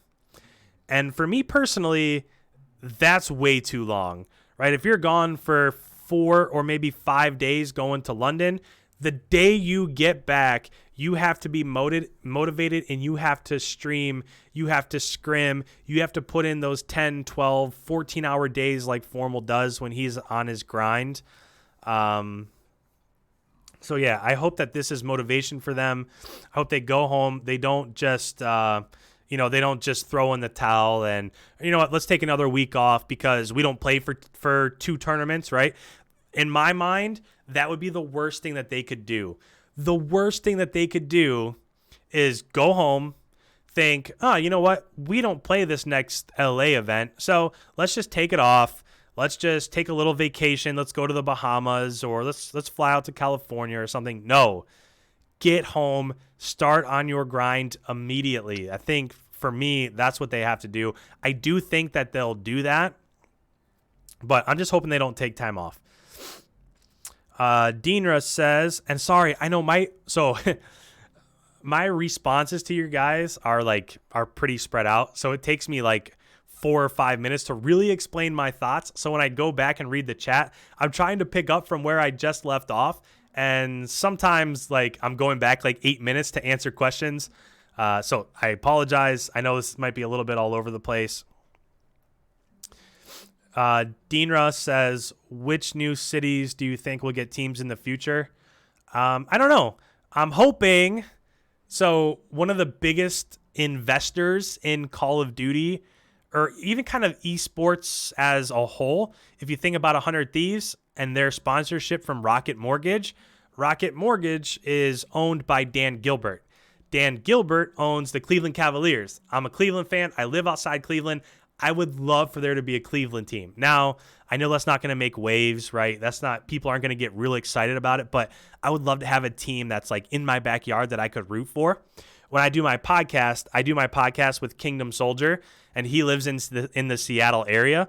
So he's kind of taken to being a fan of the Seattle Surge. And I respect that because that's like his home team. So even though they're not playing very well, he has a team that he can get behind. And I wish that I had that. I'm like 6 hours away from Chicago. I'm like 8 hours away from New York, 9 hours away from New York. So I'm kind of like, actually, I'm really close to Toronto. So Lake Erie. So I don't even know how to put this out there, but I'm on the bottom of Lake Erie and Toronto's like on the top of Lake Erie. So Toronto's close, but they're not playing very well. So I don't know if I want to hitch my wagon to them. But yeah, I don't know. I think what they need is, I think they need a team maybe in like San Francisco, such as with NRG, the San Francisco Shock are really big. So you have to capitalize on these really big cities. Maybe Boston. If Boston had a Call of Duty team, that would probably do wonders for the league.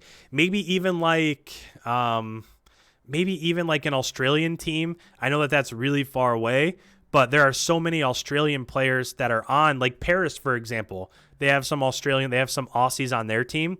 So I don't know if you want to spread out. I don't know if you want to get a China team. I don't know if you want to get, I don't know. For me, I think it needs to hit. To be a global brand like the Overwatch League is, I think you have to have people all over the place. We got a new subscriber. Casper HVID Rasmussen just subscribed. Thank you so much for the subscription. I super appreciate it. So yeah, that's one of the things that I'm really excited for. If right now we're maxing out at like 100,000 plus viewers on Championship Sunday, I just hope that 4 months from now, we're not maxing out at 40,000 viewers on Championship Sunday. I really want to see the growth of this esport. I want to see if in 4 months from now, we're at 150,000 people, that would be phenomenal. Now, the other part that goes into this is that it's not on Twitch. I think if this was on Twitch, we would have a much higher viewership, but I also think that it's pretty clear that the future of these leagues is on YouTube.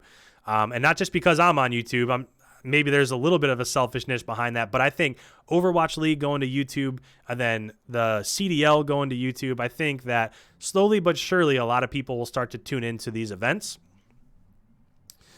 Let's see. I'm a little bit behind. Do you think London has a chance of winning any event FaZe is at?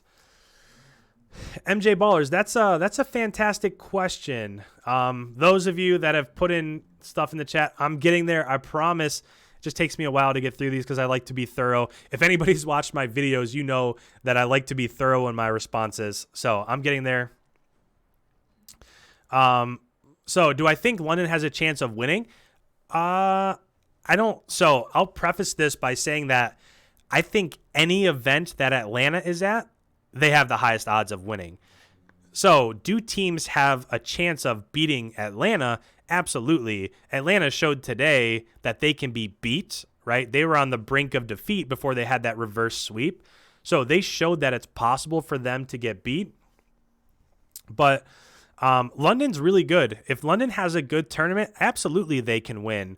I haven't looked at like the Dallas tournament. I haven't looked at, different tournaments that they'll be at. So they're not in Dallas. They are at Chicago, but Atlanta and Chicago and Dallas are all there. So I would have to really go through and look at all of these. At the Florida tournament, Atlanta's there.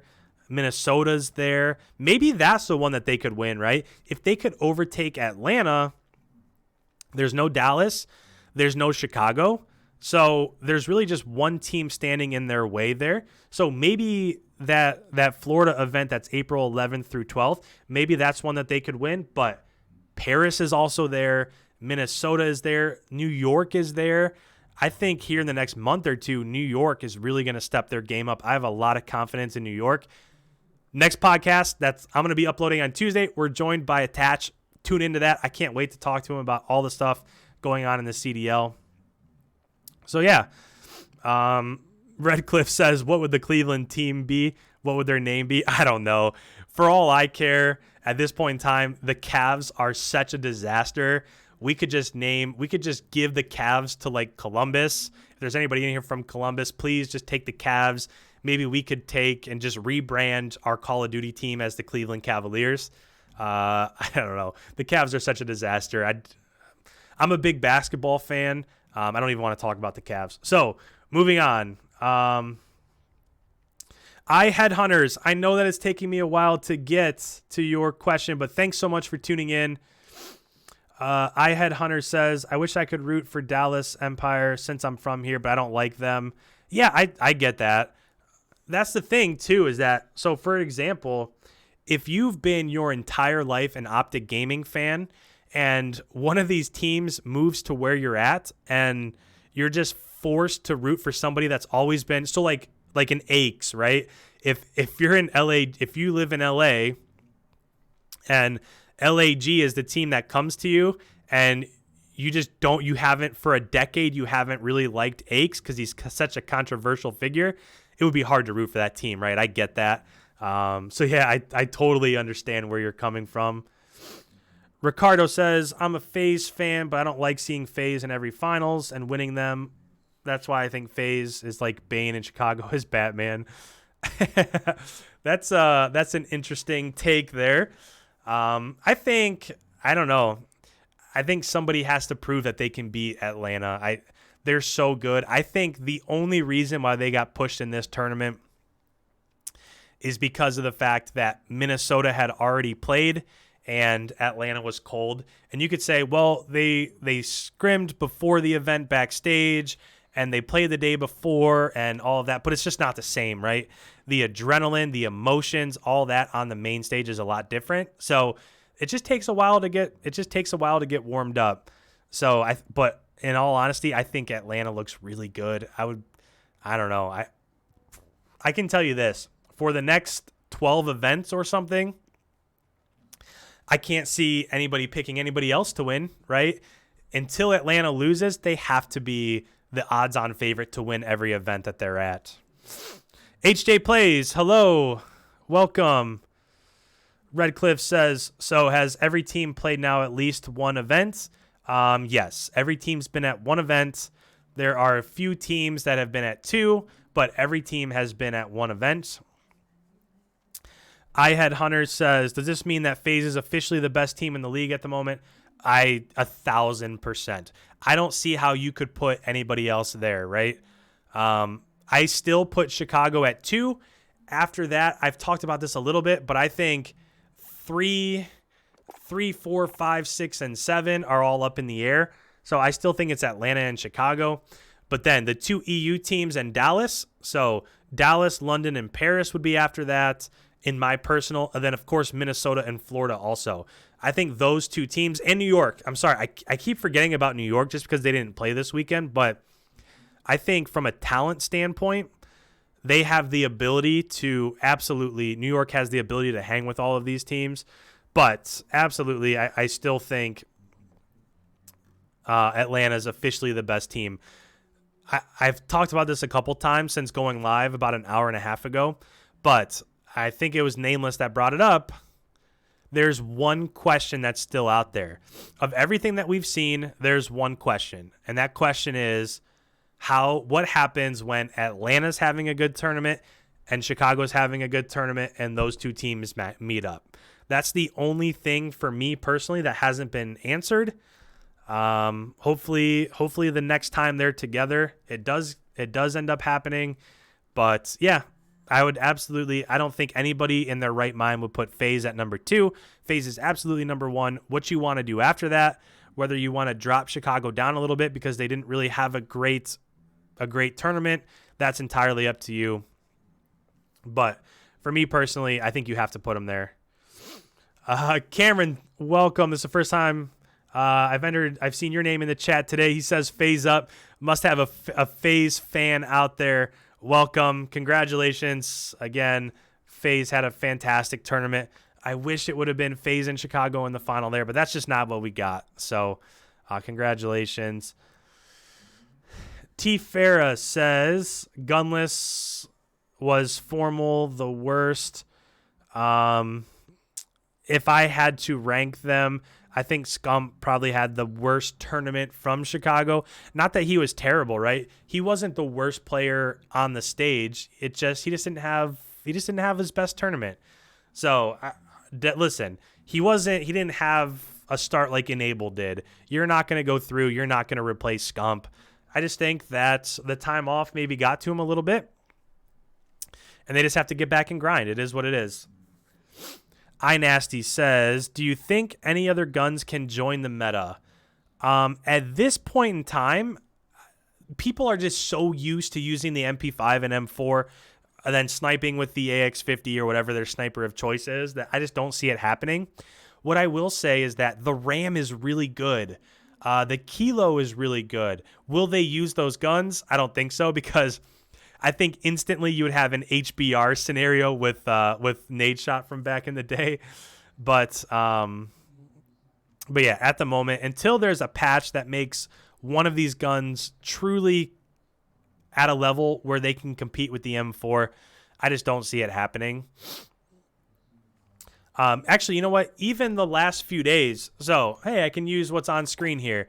Even the last few days, I've been using the RAM, I've been using the Grau, I've been using the Kilo. Even guns like this, they're good, but there are so many scenarios where I just think to myself, I would have gotten that kill if I was using the M4. So, I don't know. It's just the way that it shakes out at the moment for me. Let's see, some more in the chat. A lot of people are coming through. Thank you guys so much for tuning in. We're still going strong at 45 viewers, by far the most I've ever had. This is only like my 3rd live stream, so I don't even really know like a lot of what's going on. But I don't know what's going on with my different scenes and where I'm at and stuff like that. But thank you guys so much for tuning in tonight. In the chat, Cameron with the $4.99. Thank you, man. Look at that. Look at that. And my alert box worked. Cameron, thank you so much. I appreciate the support. I've seen your name in multiple streams in the past. Thank you for the $4.99. He says, I love your videos, man. Thank you for the super chat. I super appreciate that. Man, that's really cool. I don't know. This is like the first that I've really tried to stream. Honestly, all that I've really done is just made videos. My very first YouTube video that I put out was in 2012. And it just explained like who I was, what I played, what I had planned for my channel and stuff like that. So I've been putting out YouTube videos for like 7-8 years. I've never streamed ever. I've done like, this is my 3rd stream on my channel. So thank you guys so much for tuning in. I appreciate it. Let me get caught up on the chat. I'm going to go ahead. I'm going to go through these. I know that I'm like, listen, I'm like 15 comments behind. I'm doing my best, but I want to make sure I answer everybody's question. Let me go ahead and get caught up on some of these, and then we'll go back through and we'll talk about them. So, let's see. Redline says, Minnesota is closing the skill gap. As a unit, they are going to keep growing, in my opinion, as well. They are nasty. Yeah. Oh, their ARs are nasty. 1,000% agree. Minnesota, my very first preseason rankings, I had Minnesota at 4. I thought it was going to be Atlanta and Chicago 1 and 2, Dallas would be 3, and Minnesota would be that next team kind of in the top of that next group, and they're proving that. They are insane. Ricardo said Enable got benched. I feel bad for Enable. I hope that he gets traded to like OGLA. I I think if you substituted him in for JCap, they would be really good. Not that they would be like a top 5 team, but I think all of a sudden you'd see OGLA start to win against some of these teams. And JCap, it's nothing against you. I think some things just need to be switched up a little bit. So there's that. Anthony says, where are we at? Anthony says, Scump and Formal were flat today. Yeah, I agree. T2P needs to be better. If T2P is performing at the prototypical T2P level, they absolutely blow it out of the water, right? I definitely think that they end up beating Florida. Then that would be a heck of a matchup with a good Chicago and a good Florida or a good Atlanta. Those two teams coming together with T2P that's playing really well. That would be something else. T Grizzly Blair, this is the first time I've seen you in the chat. Welcome, my friends. FaZe fans more toxic than Huntsman fans. Who would have thought? LMAO. Who knows? It's early. We're at the first tournament that Atlanta's been at, and that's kind of, I don't know. People hitch their wagons to Call of Duty franchises, and this is a moment where Atlanta gets to go out and they get to they have some bragging rights, right? So good for them. If you're a fan of ATL, congratulations. That was a big win for them. My thing for me personally, and I talked about this earlier, is that for me, Atlanta is so likable, right? They're just a likable group of guys. So for me personally, that goes a long way. So yeah, if they win, I'd like to see it. That post interview that Celium did, I don't know. I wish him the best. Those guys aren't cocky. They aren't trash talking anybody. They're the team that could, right? Everybody agrees that Atlanta's the best. So if they wanted to, they could go out and they could trash talk, but they're just not doing that. So I applaud them for that. Anthony says, glad Chicago lost. They definitely needed an ego check. They didn't take scrims seriously. Yeah, they needed it. I completely agree. They had a while there before. They had a while there where they didn't stream. They didn't scrim for like 12 days. So yeah, I think this is what they needed. Go back to the drawing board, start over. T Grizzly Bear says they got to tweak the format. Hated seeing teams that play good on Saturday get a disadvantage on Sunday. So look, T Grizzly Bear, I agree with that. For me, it was really, I don't like this GSL format. For me personally, I don't like that you could lose on Saturday and then make it to Sunday, whereas teams that are perfect on Sunday can make it to Saturday and be out in single elimination. Me, I just don't like that. The problem is that every one of these tournaments is booked for 2 days. So the only way that you're fitting all of this in 2 days is that you have, once you get to bracket play, it's single elimination. I don't like that, especially since when you get to Sunday, you have the losers bracket finals in both of the groups, right? And then those two teams, whoever wins those two loser bracket finals, are going and they're playing the teams that had won the day before. They're playing the teams that won the day before, and they're going to be warmed up, and the teams that went 2-0 the day before aren't going to be warmed up. And to me, that just doesn't sit well with me. So I don't think that they can tweak the format. I think it is what it is.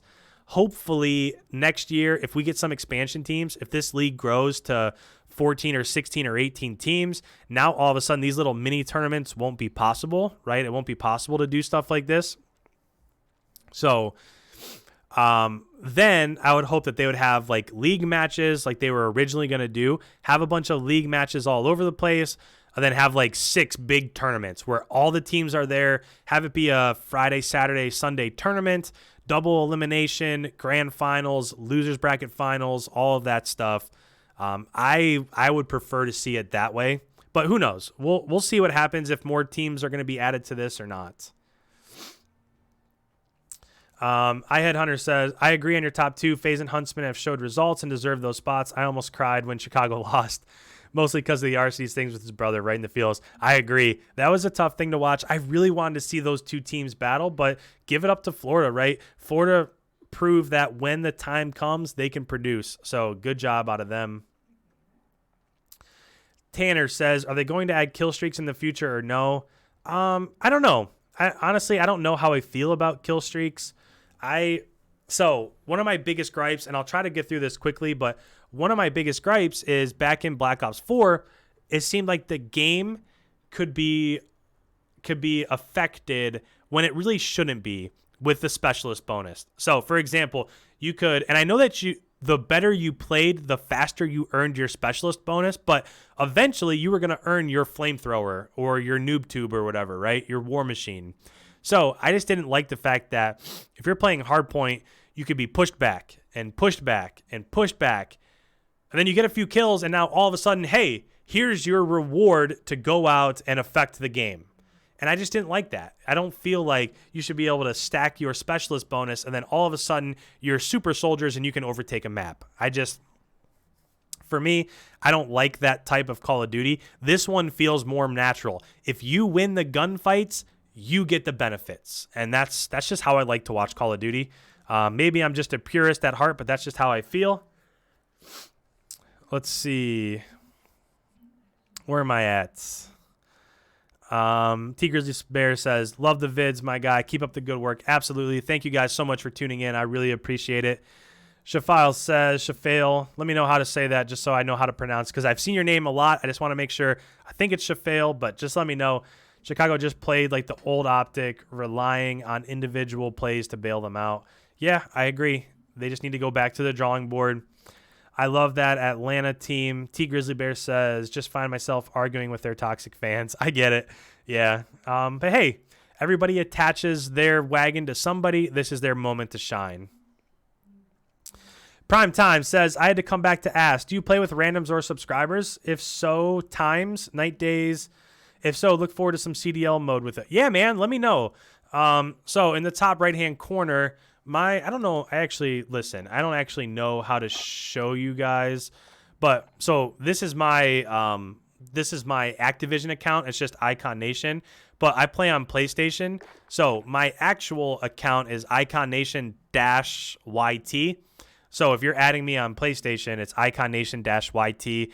But yeah, I would love to play some CDL. Hopefully we get a ranked playlist. Send me a friend request. Yeah, sure. Absolutely. Let's see, where are we at? T Grizzly Bear says, teams that go undefeated on Saturday should double elimination to beat on Sunday. Personally feel like that makes Saturday more valuable. Yeah, absolutely. I remember doing our very first podcast, and when I found out that once you get to bracket play, it was single elimination, that never sat with me ever since. For me personally, I feel like if you get beat by a team that has already lost, you should have to play another best of 5. So if an undefeated team is playing a team that lost and the undefeated team loses, now both of those squads have one loss. So you'd have to beat that team again in order for them to get 2 losses and for them to get eliminated. Now, again, with the time limits, I know that can't happen. When we had our podcast last week with Chance, so the caster Chance, he said that literally in London, when the tournament is over, they had to turn on the lights, shut everything down, and it was like immediately. As soon as they said, see ya, that was it. The event was over. They had to pack up and get out. So I know that all of this is affected by timelines, but I just wish that, I don't know. I just wish that there was more to the overall format of the tournament. I completely agree. Let's see. Primetime says T Grizzly tearing up that feed. Yeah, you're right. Hey, man, I love it. It gives us something to talk about. I love the interactions and the conversations. That goes for my videos too. If anybody has comments on my videos, make sure you put them down below because I love to interact with you guys and hear from what you guys are thinking. Let's see. Anthony says a lot of S&D is played around being able to pop Deddy. Yeah, I agree. So with the domination rule change, I don't mind. That is what it is. 5-minute rounds in domination, I feel like are going to have the same outcome for the most part as 6-minute rounds were. But with search and destroy, there's too much that's changed. And I went on a massive spiel about this earlier, but it takes away your ability to rotate. It takes away your ability to just sit back and learn and get dead silence and stuff like that. So, yeah, I agree with you guys. Deanra says, bold prediction, Surge will reach top 4 at the LA event. That's absolutely bold. I think if Kingdom Soldier was in here, my co-host for my podcast, he would love the fact that you said that because he is a Seattle fan through and through. But if we look at this, so I don't want to spend too much time on this because for whatever reason, I don't have my alert box set up when I go to this mode. But if we just look quickly at this, so if we're looking here and we're talking about Seattle, as we go to Group A, I mean, let's take a peek at this. Are they going to beat Minnesota? I think that's listen, you said it's a bold prediction. 1,010 gazillion %. I agree. That's a bold prediction. I don't know if that's possible. So yeah, who are they going to beat in Group A? Then now maybe they could be the winner of LAG and OGLA.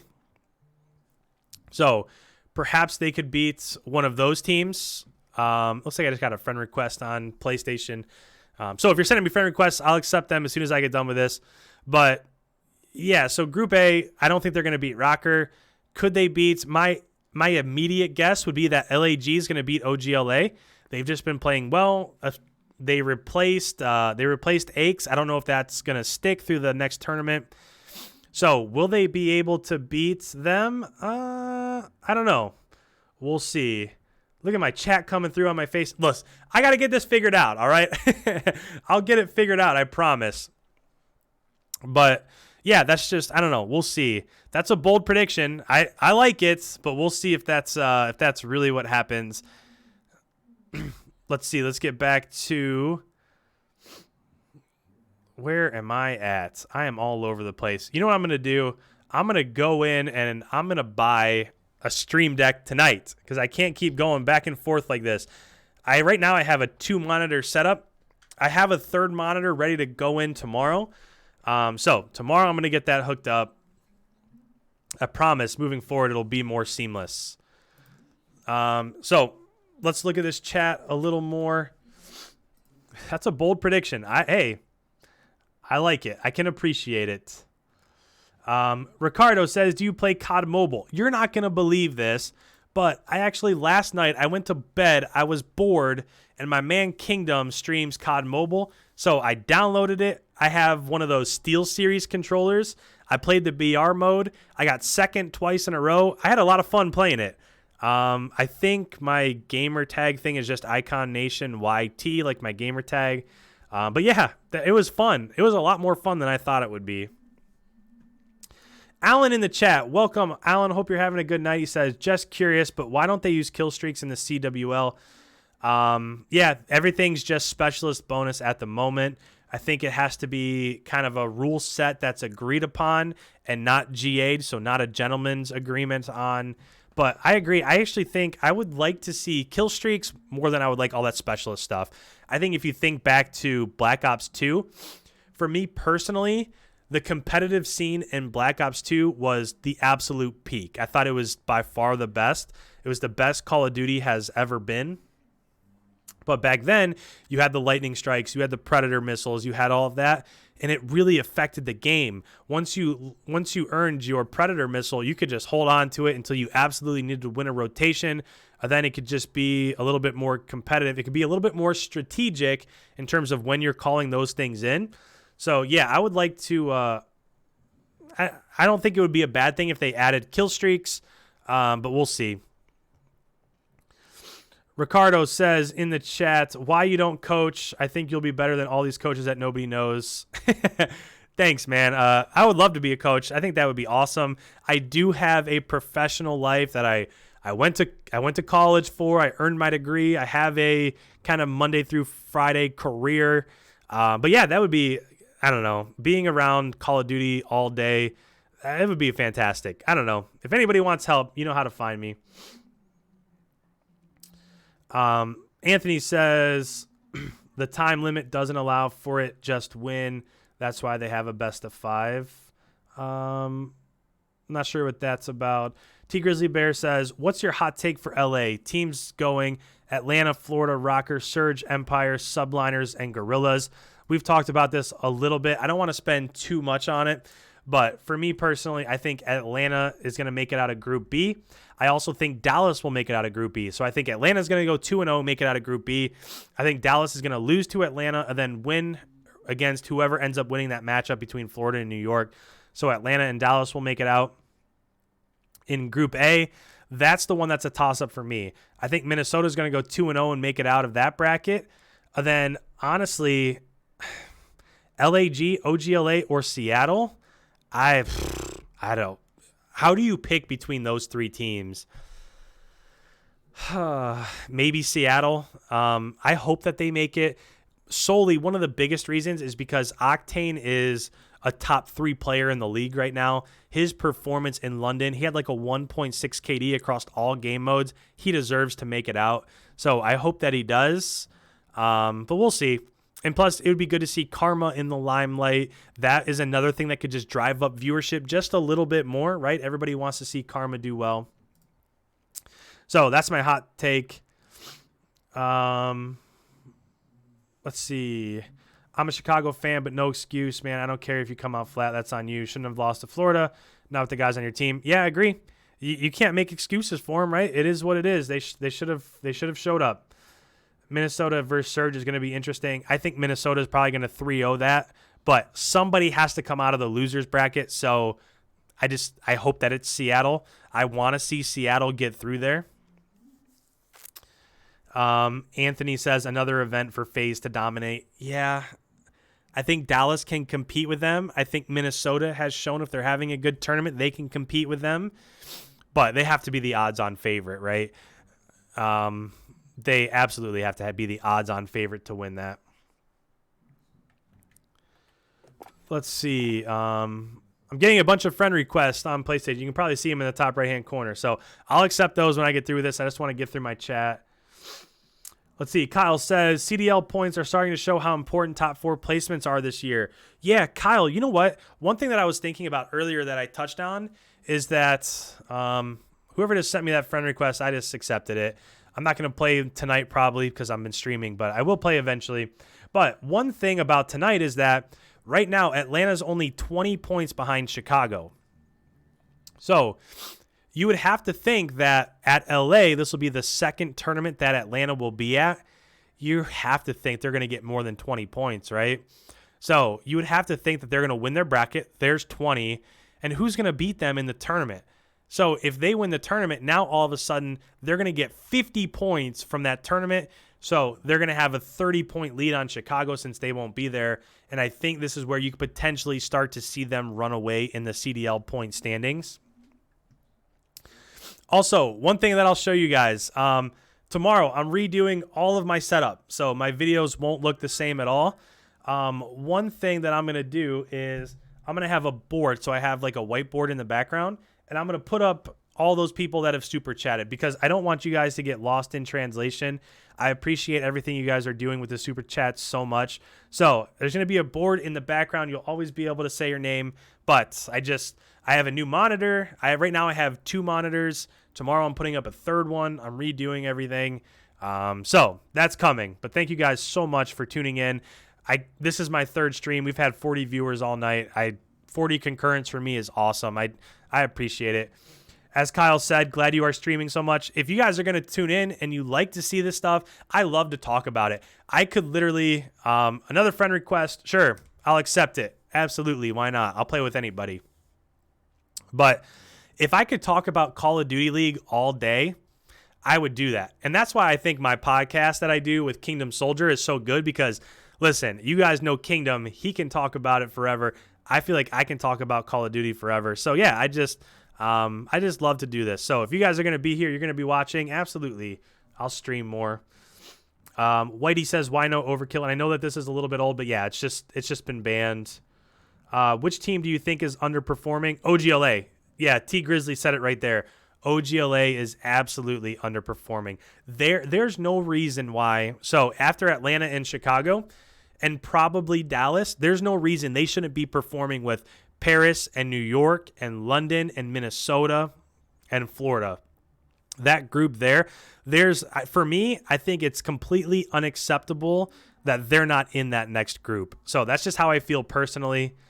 But yeah, iNasty, thank you for the comment, but OGLA, absolutely. How about they implement cyber attack? You know what, Deanra, actually, I haven't talked about this at all, but if they're not going to have them play capture the flag, why not just do control? I felt like control was a fantastic spectator mode last year. So yeah, for me personally, sure, play control, we've talked about capture the flag, we've talked about blitz, we've talked about a bunch of other things. We've talked about uplink. That game mode was awesome to watch in my mind. But yeah, cyber attack, I don't know. It's kind of like control. Even if they just copy and pasted capture the flag or control as that third map, I think viewership would go up. There'd be a lot more strategy involved. People would enjoy watching it more. So yeah. James in the chat, welcome. This is the first wait, where'd it go? Yeah. He said, wait, where am I going? I'm sorry. There's so much going on in the chat. Thank you guys so much for tuning in. Where is that? Oh, yeah. Okay, so James says Abizi is the best player on ATL. He got robbed for MVP. He has the hardest role and was on point all weekend. Yeah, that's the thing with Atlanta. Simp, Abizi, Celium, they're all so freaking good that at any point in time, all those guys can win MVP. And we're not even talking about Major Maniac, right? We're not talking about those other players. Those three by themselves, they're so good. They can easily, any one of them can win MVP. Anthony says, how was the viewership this time around? I didn't really pay attention. We touched on this earlier, but during that Chicago match, there was a constant build up to that Chicago match. So during that match, we were at like 101,000, which is phenomenal, right? Those viewership numbers are great. Hardly ever did I see on Championship Sunday the viewership below 50,000. So that also is pretty good numbers. So we were in that 50 to 100,000 range. I would have loved to have seen what the viewership numbers would have been had it been Atlanta and Chicago. If it was those two teams, I think it's through the roof. So that's just me personally. Let's see. James says, do these teams get any prize money for winning, or the players are all just based on a base salary? There is prize money. I think the winning team gets like 50 grand or something like that, but there is absolutely prize number. Thank you guys all for the friend request. We'll definitely get together and play sometime. Team Forest, my PSN is IconNation-YT. So exactly what you see, -YT. Anthony says, Abizi does the dirty work and goes unnoticed, but it's hard to select between him, Simp, and Cell. I would say based off today's performance, Abizi was the best today overall. Yeah, I'm with you. Again, if you want to give it to them, absolutely. Grizzly Bear says, control on this game would have been really good. I agree. Yeah, control is fantastic. Cyber attack, I'm personally not that big of a fan of. It's good, right? I would play it. But I would much rather prefer capture the flag. Capture the flag would be my number one. Control was really fun to watch. So, yeah, either of those two would be better. Control, let's see. Hard quarters would be better than Dom. Yeah, the problem with headquarters, did I say hard quarters? I don't know what I said. The problem with headquarters is that it's all random. You don't know where the next spot is coming from.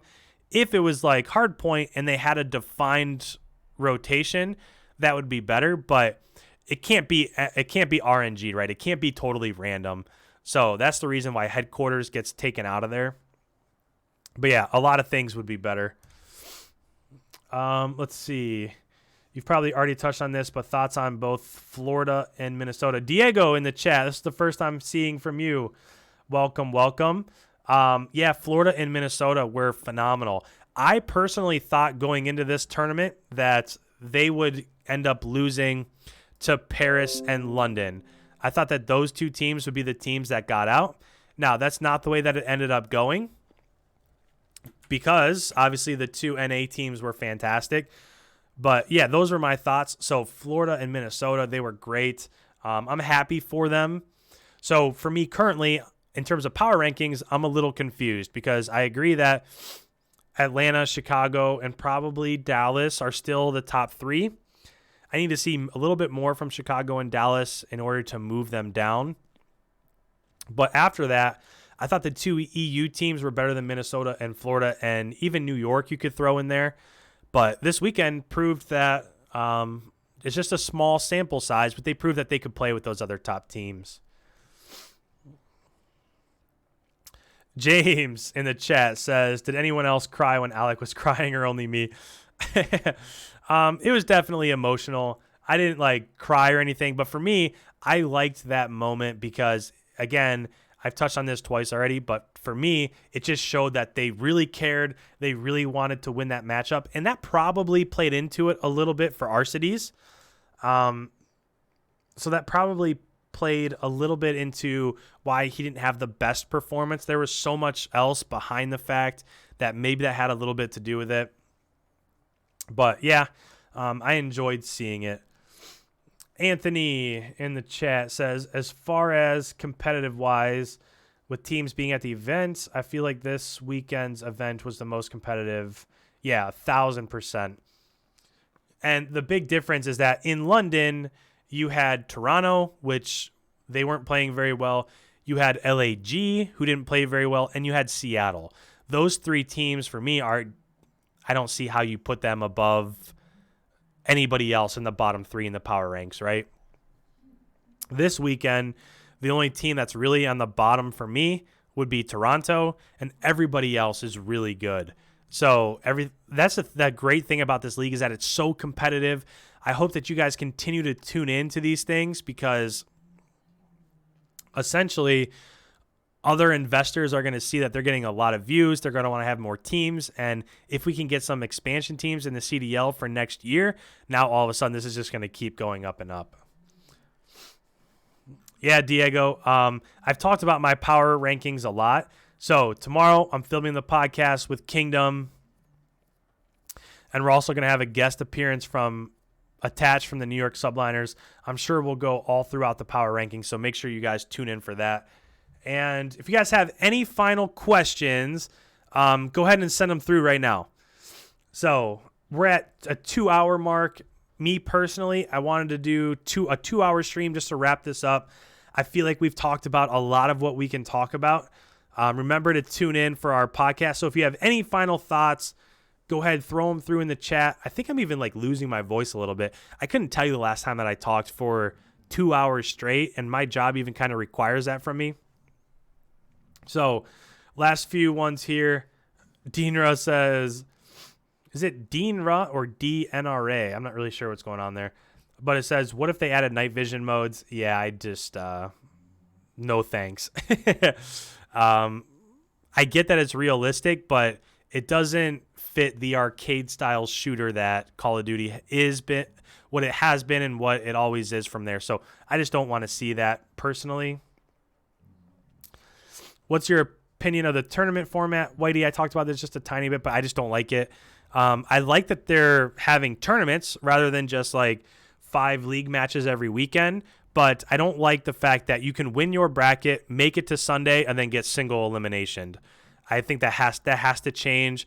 I know that there's time constraints, so it just can't, right? They just can't make it work that way, but that's how I feel. T says, what team are you a fan of getting into competitive COD? For me, it's always been Optic. And not necessarily Optic. It's more I followed Nadeshot. I remember as soon as Nadeshot picked up, I can distinctly remember the day that Nadeshot got his Red Bull sponsorship. And for me, that was really what started it off for me. So I've just always been a follower of the Optic guys. Now, I liked watching the Complexity Dynasty. I liked some of these other players that were on other squads. So I'm kind of like a Call of Duty historian, but I just followed them the most, just like everybody else, right? Everybody else followed Optic the most. They were the biggest storylines, put out the most content. So I just feel like that's where everybody fell. You also said, who inspired you to create Call of Duty competitive content? New subscriber. Who's coming through here? Dimas, thank you so much for subscribing. I appreciate that a bunch. Thank you guys for that. Also, who inspired you to create? So here's the thing. If you look at my channel right now, it says that I have like 200 uploads or something like that. I'm trying to see where this is at. I don't know where it tells you, but I think my channel has like 200 uploads. My channel really has like 600 or 700 uploads. It's just those other uploads were a time where I would upload myself playing competitively. So I've just always played it competitively, right? I've always been interested in the scene. I've always watched, and I realized that I could help the scene better understand what's happening from the gameplay. So as soon as I realized that, and I talked about this in one video, I think it was like my 5,000 subscriber video, but essentially what happened is I would put out like a lines of sight video, right? I'd put out like a crash lines of sight video, and it would get like 400 views. And then I put out an analysis video of me breaking down Chicago Scrim, and it would get like 1,000 views. Then I would go back and I'd upload like a jumps and spots video, and it would get like 200 or 300 views. Then I would put out another Scrim analysis video, and it would get like 1,500 views. And essentially, it just became clear to me that people just wanted to see me break down footage a little bit more. We got another new subscriber. Anyo, thank you so much for your subscription. I super appreciate that. But it just became clear to me that people had an interest in what exactly was happening behind the scenes in competitive Call of Duty. So that's why I started breaking it down. And then it really took off over the last probably 2.5 months. I've grown from 2,900-ish subs all the way up to, I think we're at like 5,800. So closing in on 6,000. So I've doubled my subscriber base in the last 2 months, and I enjoy it, right? I go to work, I enjoy my job, I get home from work, and I immediately hop on, see who's scrimming, break down a map, and I'll sit at my computer for 3 or 4 hours, and I just love to do it. So that's why I make my content that I make. I think that I know a lot about the game, and I love interacting with you guys. I love the questions. So yeah, it's just a fun thing to do. It's just a hobby.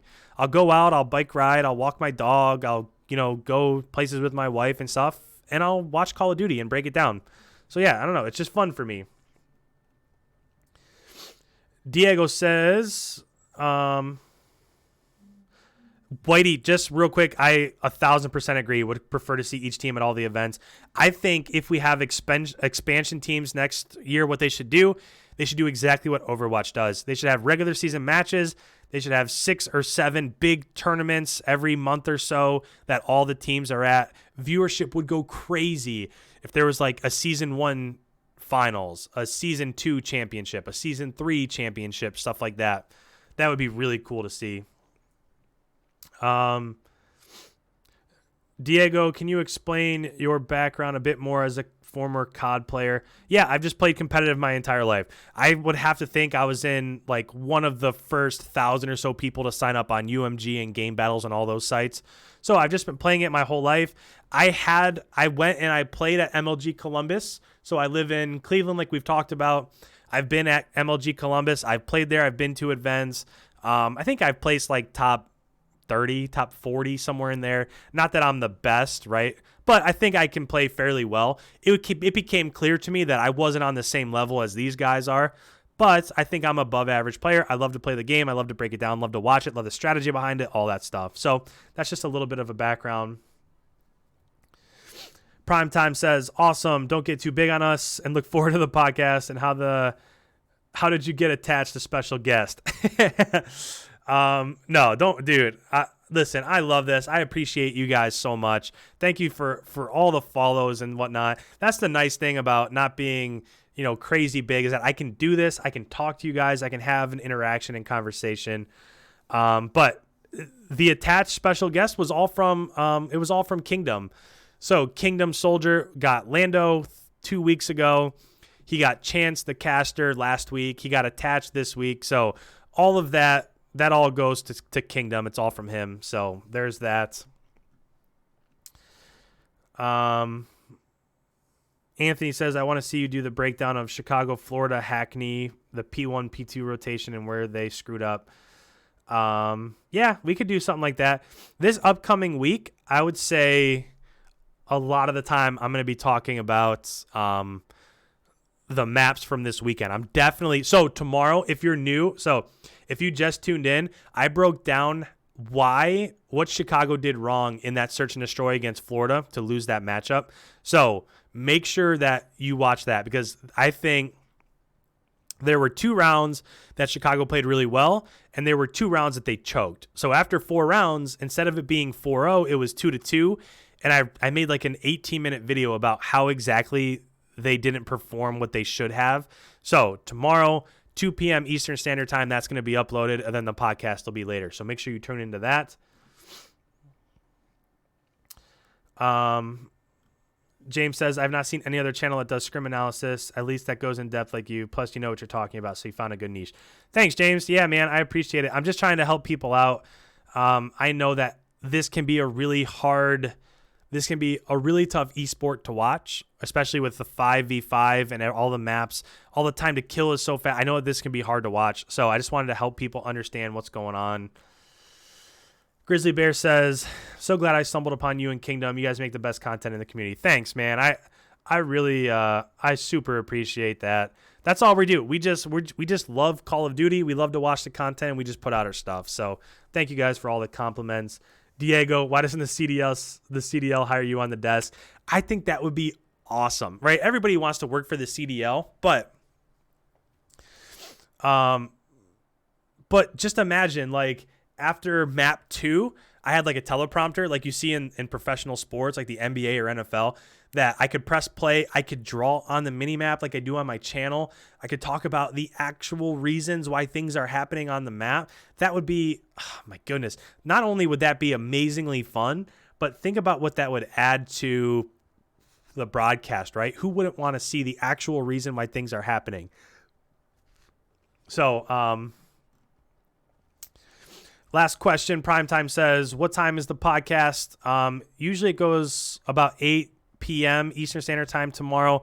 And then by the time I get it uploaded the following day, it uploads, I want to say Tuesday at like 10 a.m., somewhere in there. So that's that. It's Eastern Time. Everything I say is Eastern Time. So with that, I'm going to go ahead and I'm going to call it a night. I honestly didn't even know if I would stream for 40 minutes, but there's been so many people that want to talk about what happened today at the Atlanta event. We've made it 2 hours and 10 minutes. This has been my best stream so far. Thank you guys so much for the follows. Thank you, Cameron, for the super chat. Thank you, TJ, for the super chat. I'll go ahead and, you know what? We'll go through. We'll try to see if we can. Is this going to go through? I don't know. But TJ, Cameron, thank you guys so much for the super chat. All of you that have tuned in, thank you guys so much for all the questions. I really appreciate it. So Wife's Home you won't be able to watch? Well, it'll be uploaded the following day. So you can watch it at work, or if you're out on a run or whatever you're doing, you can watch it the following day also. So it'll be uploaded that way. But all the new subscribers, all the super chats, thank you guys so much. I appreciate it. Tomorrow, again, video upload, podcast, a lot more stuff coming your guys' way. I'm going to completely redo my setup and all that stuff, so you guys have a lot to look forward to. But thank you guys so much. I appreciate it, and I'll see you in tomorrow's video. This is me signing out. I will talk to you guys in the next episode.